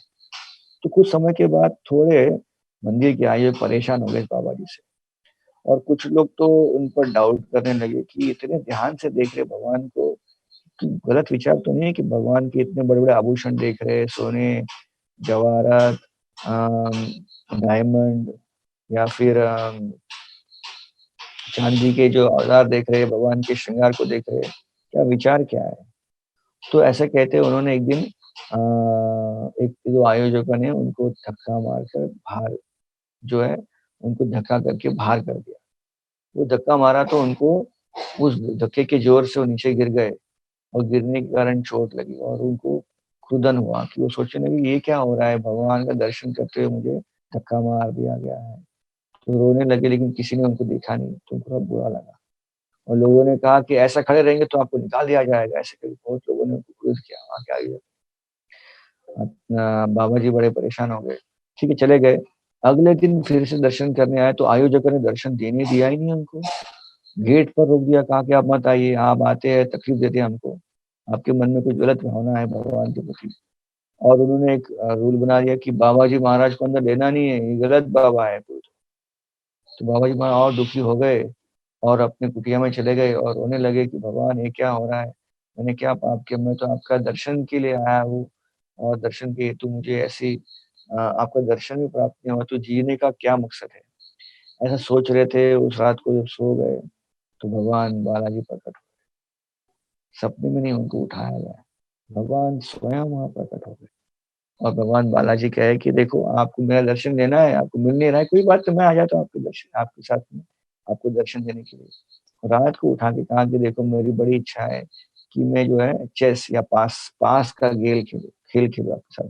तो पासे का खेल खेलने के लिए बाबा जी महाराज फिर उनके साथ में खेलने लगे। तो भगवान के साथ में बाबा जी महाराज जो दर्शन के हेतु थे, वो दर्शन न मिलते हुए देखो भगवान का सब अरेंजमेंट होता है, दर्शन बंद किया लेकिन अभी प्राइवेट दर्शन हो रहा है। तो कभी-कभी हमारे जीवन में कुछ ऐसी प्रसंग होती है जिससे हमें कुछ आध्यात्मिक चीज़ें मिलती नहीं है या कम हो जाती है। तो हम देखते हैं कि ऐसे वक़्त हमें जब हम उस चीज़ के प्रति हमें इच्छा होनी चाहिए कि हमें नहीं मिल रहा है, हमें नहीं मिल रहा है, हमारी इच्छा जब तीव्र हो जाती है तो भगवान उसी चीज़ को बहुत ज़्यादा प्रमाण में देते हैं हमको। तो अब हर रात को भगवान आते हैं और उनके साथ में पासे का खेल बाबा जी के साथ खेलते थे। एक दिन भगवान आए और खेलते-खेलते उनको वो एक उस दिन जो है एक डायमंड का नेकलेस पहनाया था, बड़ा उनको भारी लगा, तो वो निकाल के रख दिया उन्होंने वहाँ पर और खेलते गए और जैसे सुबह हुई, वो चले गए। तो भगवान जब चले गए तो बाबा जी ने देखा, अरे! ये तो भगवान भूल गए यहाँ पर, तो अब कोई बात नहीं, कल तो आएँगे, अब इस रात को आने वाले फिर से, उनको दे दूँगा करके। सुबह जब पुजारी अंदर गए भगवान का प्रवेश द्वार में देखा कि भगवान का एक नेकलेस जो है मिल नहीं रहा है। सब जगह जो है समाचार पहुँच गया भगवान का एक कुछ चोरी हो गया है। तो एक सर्च पार्टी एक तहकीकात टीम को लगाया गया। सब जगह तिरुपति को ढूँढ रहे थे, कहाँ होगा, कहाँ होगा? ढूँढते-ढूँढते वो तहकीकात का टीम कुटिया के बगल में आए बाबा जी के, बोला, "अरे! बाबा जी यहाँ रहता है, चलो यहाँ चेक कर लेते हैं।" तो इन्होंने तो चुराया नहीं। जैसे अंदर प्रवेश करने वाले बाबा जी ने देखा कि मंदिर के आयोजक वहाँ पर आ रहे, तो तुरंत भागते-भागते वो नेकलेस लेके आए, "आए ये लीजिए, ये जो आप हैं, ये भगवान को दे दीजिए, भगवान यहाँ पर आए थे रात को पासा खेलने के लिए, आप भूल गए।" तब आयोजक को लगा अब ये दाल में कुछ तो काला है, भगवान यहाँ पर आए पासा खेलने के लिए। तो उन्होंने सोचा कि ये चोर है शायद, चोरी किया हमको देखते हुए आते देखते तो बोल रहा है भगवान यहाँ पर आए थे। तो इमीडिएटली उनको बंदी बनाया गया, राजा के पास लेके गए। तो राजा ने देखा कि ये बाबा जी तो दिखने में बड़े भोले हैं और ये इतना चोरी कौन कर सकता है? अरे इनके पास तो कुछ शूरता नहीं है कि मंदिर में प्रवेश करके तोड़कर वो कुछ तो लेके जाएँ। तो उनको लगा कि शायद ये थोड़े कुछ तो एक तरह से ये भोले हैं, इनको शायद आरोप लगाया जा रहा है, लेकिन फिर भी उनको पता था कि ये जो बोल रहे हैं कि पासा खेलने के लिए भगवान आ रहे हैं, तो उनको लगा कि अगर ये सच में इतने महान भक्त हैं, तो ज़रूर भगवान फिर से आएँगे इनकी मदद करने के लिए। तो राजा ने कहा, "ठीक है, हम मान लेते हैं कि भगवान आपको पासा खेलने आए थे, लेकिन ये प्रूव करना पड़ेगा कि भगवान आपके पास आए थे और ये डायमंड नेकलेस आपके पास छोड़ के गए। तो हम आपको जो है जेल में डाल दे रहे हैं।" और मैं जेल में डालने के बाद उस जेल में आपको आपके जेल में जिस कोठरी में आप हैं, वहाँ पर हम गन्ने का जो गन्ना जो है उसको हम पर्याप्त मात्रा में इतने बड़े मात्रा में हम रखेंगे कि हम चाहेंगे कि आप रात को इस गन्ने को पूरी तरह से आप खा लीजिए। अगर आप कर पाएँगे, तो हम जान लेंगे कि आपके पास शक्ति है भगवान को बुलाने की। ऐसा कहकर उस बाबा जी महाराज को एक एक कोठरी में डाल दिया जेल में और इतने बड़ी पैमाने पे गन्ने का जो है वहाँ पर फसल लग गया। अभी देखिए गन्ने का फसल रख दिया अभी बाबा जी कितना खा सकते हैं? 1 गन्ना मैक्सिमम में 2 गन्ना। तो बाबा जी बड़े चिंतित हो गए, अरे क्या हो गया? भगवान बुलाए भगवान आपकी कृपा से मैं दर्शन नहीं मिला, फिर आप दर्शन देने खुद आ गए। अभी ये और एक प्रसंग आ गया है। भगवान अभी इन्होंने कहा है कि अगर ये पूरी रात में ये गन्ना मैं नहीं खाऊँ, तो मुझे ये काल कोठरी में हमेशा के लिए डाल दें। तो भगवान हँसने लगे। भगवान उस काल कोठरी में प्रकट हुए। उन्होंने अपना स्वरूप बदल लिया एक हाथी के रूप में, विशाल हाथी के रूप में भगवान आए और जैसे चित्र देख रहे हैं यहाँ पर विशाल हाथी के रूप में भगवान जो है आकर उस गन्ने को सारा खा लिया। उस गन्ने को जब खा रहे थे उसका ध्वनि का आवाज़ कहीं बाहर नहीं गया। लेकिन जैसे गन्ना सारा खा लिया, तो गर्जना शुरू कर दी भगवान ने हाथी के रूप में। वो गर्जना सुन के सारे अ, जो वहाँ के दल थे, पुलिस के दल जो सिपाही थे सब भाग के आ गए। देखा अरे! हाथी अंदर कैसे आ गया? अरे! तो भगवान चल अंदर कोई बाहर से आया नहीं, अंदर कैसे पहुँच गया? तो जेल खोला उन्होंने भगाने के लिए हाथी को, तो हाथी ऐसे भागे और इनके पीछे भाग गए, जंगल में चले गए हाथी और अदृश्य हो गया। उनको क्या मालूम है हाथी तो भगवान का अवतार है। तो भाग भाग हाथी जब भाग रहे थे, तो ये बाबा जी महाराज बोल रहे, अरे भगवान कहाँ है, भगवान कहाँ जा रहे, राम जी कहाँ जा रहे हो, राम जी कहाँ जा रहे हो, हाथी राम जी कहाँ जा रहे हो। बस उनके मन में, उनके होठों पे एक ही चीज चला था, हाथी राम, हाथी राम, हाथी राम, हाथी राम। तो राजा को अगले दिन समाचार हो गया कि एक हाथी अंदर था, उसने सब कुछ खा लिया, कहाँ से आया पता नहीं और भाग गया वन में। तो राजा को पता चल गया कि ये व्यक्ति कोई साधारण भक्त नहीं है। सारे अर्चकों को बुलाया, राजा ने उनको दंडित किया। क्या आपने गलत आरोप लगाया, इतने महान भक्त थे, भगवान स्वयं हाथी के रूप में आए यहाँ पर, अन्यथा कैसे अंदर हाथी आ सकता है। और पूरा गन्ना खा के निकल गए। और ये भक्त जो है हाथी राम कह के अभी भी रट लगाया है कि भगवान स्वयं हाथी के रूप में दर्शन दिए। तो राजा ने आदेश दिया और कहा कि आज से तिरुपति देवस्थानम, इस मंदिर में प्रमुख अर्चकों में ये बाबा जी का भी स्थान होगा। और बाबा जी को दर्शन तो दूर की बात है, बाबा जी अभी पूजा अर्चना करने लगे और जितना चाहिए आप खड़े रहो, खड़े रह के भगवान को निहारते थे, भगवान का दर्शन श्रृंगार एवं करते थे। तो उनका ये प्रसंग के बाद उनका नाम बाबा जी महाराज था, फिर नाम पड़ गया हाथीराम बाबा, हाथीराम बाबा, जो बार बार हाथीराम का ही जप करते थे कि भगवान को हाथी के वेश में देखा था। तो आज भी हाथीराम बाबा जी महाराज की समाधि वहां पर आज भी उपस्थित है। तो ये है तिरुमले पर्वत का ऊपर का दृश्य, वहाँ क्या क्या जगह है देखने के लिए, अनेक जगह और वहाँ पर और अनेक जगह है। इसका विवरण हम नहीं दे पा रहे आज के हमारे इस कार्यक्रम में। तिरुपति धाम नीचे जो है, जो नीचे का क्षेत्र है, जैसे हमने कहा पद्मावती देवी का मंदिर है, दर्शनीय स्थान है। एक और एक मंदिर है जो तिरुपति में स्थित है, इसका नाम है गोविंदराज स्वामी टेम्पल। ये गोविंदराज स्वामी कहते हैं कि श्रीनिवास जी के बड़े भाई है। तो जो भगवान अर्चु विग्रह के रूप में प्रस्तुत हो गए और दर्शक भावुक भक्त सब आ गए, भाविक भक्त आ गए, तो इतना पैसा आने लगा, तो भगवान को चिंता होगी कि पैसे को कौन ठीक है संभालेगा, उसको गिनना भी पड़ेगा कि नहीं। तो भगवान ने अपने एक अपने बड़े भाई के रूप में गोविंद राज स्वामी को बुला लिया यहाँ पर कि आपका सेवा यहाँ पर है, ये पैसा गिनने का। तो गोविंद राज स्वामी जो पैसा गिनने लगे, पैसे इतने बढ़ते गए, इतने बढ़ते, गिनते गिनते वो थक गए। तो बोले मैं अभी यहाँ खड़े रह के गिनूंगा नहीं, लेकिन गिनने का काम जो है मेरी अधिष्ठता के नीचे होगा। और गोविंदराज स्वामी वैसा कह के तिरुमला से तिरुपति नीचे आ गए और एक जगह जाकर वहाँ एकांत में वो आराम करने लगे। एक घड़े को लेके आए, सोने का घड़ा, जिसे सोने के मोहरे या पैसा था, उसको लेके आराम करने आए। तो क्योंकि ये कार्य एक लीला ऐसे संपन्न हुई, तो श्रीपाद रामानुजाचार्य ने इसीलिए ऐसा कहा गया कि गोविंदराज स्वामी के लिए एक मंदिर बनवाया 11वीं सदी में। तो आज भी गोविंदराज स्वामी मंदिर है, बड़ा भगवान के पंच विग्रह है, सोए हुए है, थके हुए है, लेकिन अपना हाथ जो है ऐसा रखा है, इस हाथ के बगल में एक घड़ा है, उस घड़े में पैसा है। तो वो अभी भी वो गिनने के इंचार्ज, गिनने गिनने के वो भगवान के इंचार्ज देवता है, देव भगवान है, स्वयं भगवान क्या होता है, भगवान का ही अंश है, भगवान के बड़े भाई। कहते हैं कि भगवान श्रीनिवास एक कृष्ण है, राम जी हैं, और गोविंद राजू जो है उनके भाई लक्ष्मण या फिर बलराम जी। एक और एक मंदिर तिरुपति में नीचे है, वो है कोदंड राम स्वामी मंदिर। प्रभु रामचंद्र जी अपने वनवास वनवास की लीला में यहाँ होके गए, इसीलिए इस कारण यहाँ पर प्रभु रामचंद्र, सीता, लक्ष्मण का जो अर्च विग्रह की सेवा होती है। आगे चल के एक महान राजा यहाँ पर आए जो राम के भक्त थे, उन्होंने एक बड़ा मंदिर विशाल बांध दिया, वो कोदंड राम स्वामी टेम्पल। तिरुपति में और एक स्थान है जहाँ पर भगवान शिव जी का विशाल परिचित स्थान है, जहाँ भगवान शिव जी वहाँ बैठते, वो क्षेत्रपाल है उस जगह के, तिरुपति के। ये है कपिलेश्वर तीर्थ मंदिर।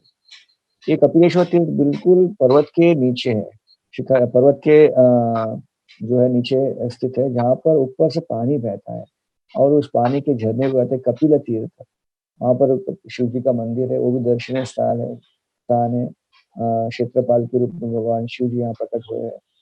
और तिरुपति के कपिल तीर्थ के जस्ट बगल में, जहाँ से प्रवेश द्वार है, जहाँ सारे बसें गाड़ियाँ ऊपर जाती है, जहाँ से सीढ़ियाँ ऊपर चढ़ती है, वहाँ पर सुंदर इस्कॉन का मंदिर भी है।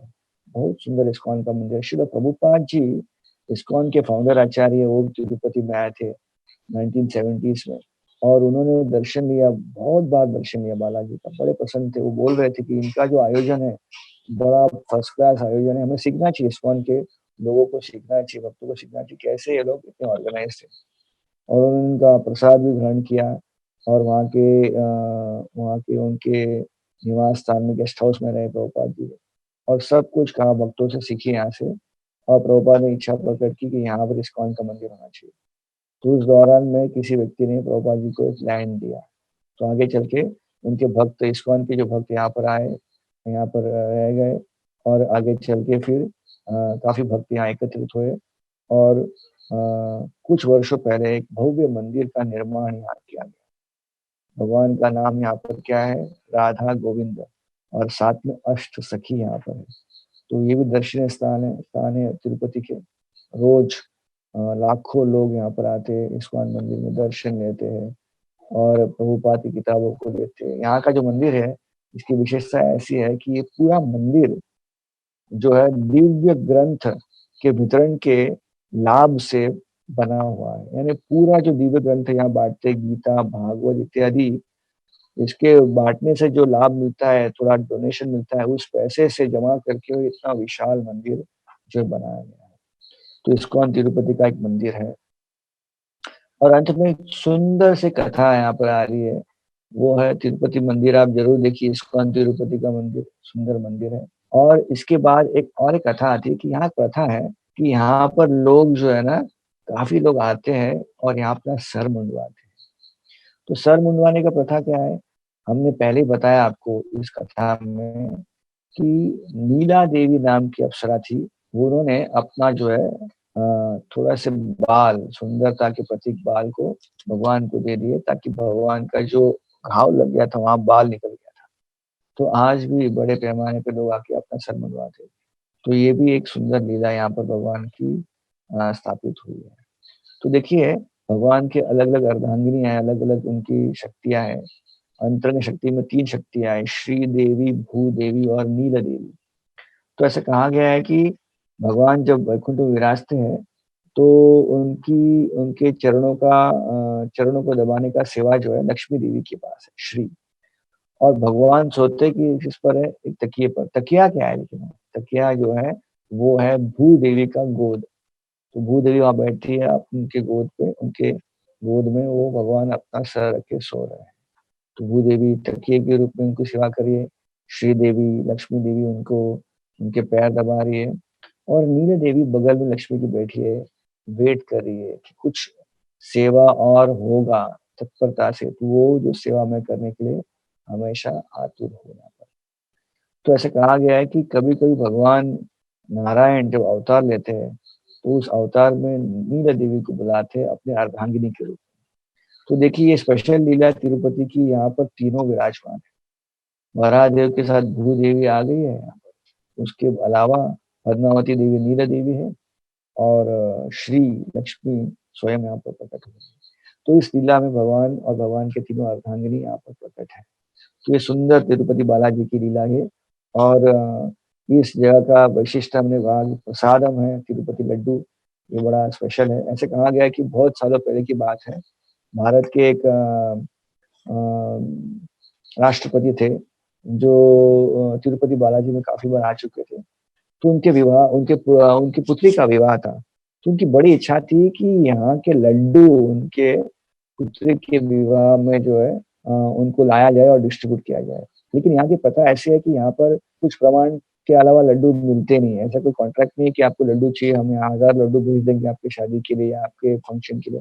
ऐसा नहीं है, भगवान का प्रसाद है तो सीमित मात्रा में, लिमिट में मिलता है। तो राष्ट्रपति के द्वारा ये आयोजन किया गया, लेकिन मंदिर के भक्तों ने कहा कि ये तो रूल है यहाँ पर, ऐसे नहीं कि हम लड्डू बना के आपके पुत्री के विवाह के लिए। तो राष्ट्रपति ने सोचा क्या करना चाहिए, तो उन्होंने सोचा तो कोई बात नहीं, लड्डू नहीं मिल रहा है तो जो लड्डू बनाने वाले कुछ लोग हैं उनको हम बुला लेते हैं। तो उन्होंने उनको बुला लिया, और उन्होंने वहां पर बैठ के लड्डू बनाए। तो लड्डू बने, लड्डू अच्छे बने, सब अच्छा लगा सबको। लेकिन वो जो फ्लेवर है तिरुपति में, वो लड्डू खुद बना नहीं पाए। वही व्यक्ति जो ऊपर लड्डू बना रहा है, वो यहाँ के लड्डू बनाए विवाह के लिए बन नहीं पाए। तो समझ गए कि यहाँ का लड्डू वहाँ का लड्डू, व्यक्ति तो वही बनाने वाला है, लेकिन मेन जो है तिरुपति बालाजी वहाँ पर। तो भगवान के लड्डू बनते हैं, लेकिन भगवान उसको चखते हैं, उसको एक स्पेशल फ्लेवर देते हैं। वो फ्लेवर अद्वितीय है, कहीं और ऐसे फ्लेवर का एग्जैक्ट लड्डू बनना कठिन है। तो तिरुपति लड्डू का ये अच्छा एक सुंदर कथा यहाँ पर है। हम एक यात्रा में गए थे, यात्रा में जो हमारे यात्रा लीडर थे वो कह रहे थे कि पहले बहुत बार हम तिरुपति आए हैं, तिरुपति में अक्सर हम भगवान से कुछ मांगते हैं। हाँ, भगवान मुझे ये दे दीजिए, भगवान मुझे वो दे दीजिए, वही मांगने आते हैं हम। तो वो कहे कि अभी हमें भगवान के पास जाना चाहिए, तिरुपति में बालाजी के पास, और हमें ये मांगना चाहिए, भगवान हम हमें आपने इतना ऑलरेडी दे चुके हैं, अभी हमें एक चीज दीजिए कि हमें आपकी सेवा दीजिए। तो भगवान से क्या मांगना है? भगवान मैं आपकी सेवा कैसे करूं? पहले हम क्या करते थे, हमेशा लोग जाते हैं भगवान को क्या बोलते हैं, हमको ये चाहिए वो चाहिए, इसका मतलब क्या बोलते हैं, भगवान आप मेरी सेवा कैसे करें, ये लिस्ट है, ये दीजिए वो दीजिए वो दीजिए। तो क्या कहते हैं कि भाव हमें बदलना चाहिए। भगवान ने हमें जो भी दिया है सब भगवान की कृपा से मिला है। तो इसीलिए ये जानना आवश्यक है कि भगवान के पास जाकर सेवा मांगनी चाहिए। तो भगवान की सेवा करेगा तो भगवान के सेवा में प्रसन्न रहेगा और संतुष्ट रहेगा। उसके पास कम हो या ज्यादा हो, हर स्थिति में वो संतुष्ट रहेगा, प्रसन्न रहेगा। अन्यथा आपके पास कितना भी कम हो, कितना भी ज्यादा हो, हमेशा व्यक्ति असंतुष्ट रहता है, दुखी रहता है। संतुष्टि के लिए भगवान की भक्ति करनी चाहिए और तिरुपति बालाजी के सामने नतमस्तक होके गोविंदा गोविंदा का जप करते हुए भगवान की सेवा पूजा करनी चाहिए। यह कहकर हम तिरुपति धाम का ये आज श्रवण यात्रा यहाँ पर हम संपन्न कर सकते हैं। कहने के लिए काफी कुछ है, भगवान की लीला है अनगिनत है, सब कुछ बोलना कठिन है, सब कुछ बोलना कठिन है, सब कुछ जानना भी कठिन है, सब कुछ कहना भी कठिन है। सब सभी दिशा में हम लिमिटेड है, लेकिन आशा करते हैं कि तिरुपति की श्रवण यात्रा से हमें तिरुपति में जाने की इच्छा होगी और हम तिरुपति जाके भगवान बालाजी का दर्शन अवश्य करेंगे। धन्यवाद। हरे कृष्णा। तिरुपति बालाजी भगवान की जय।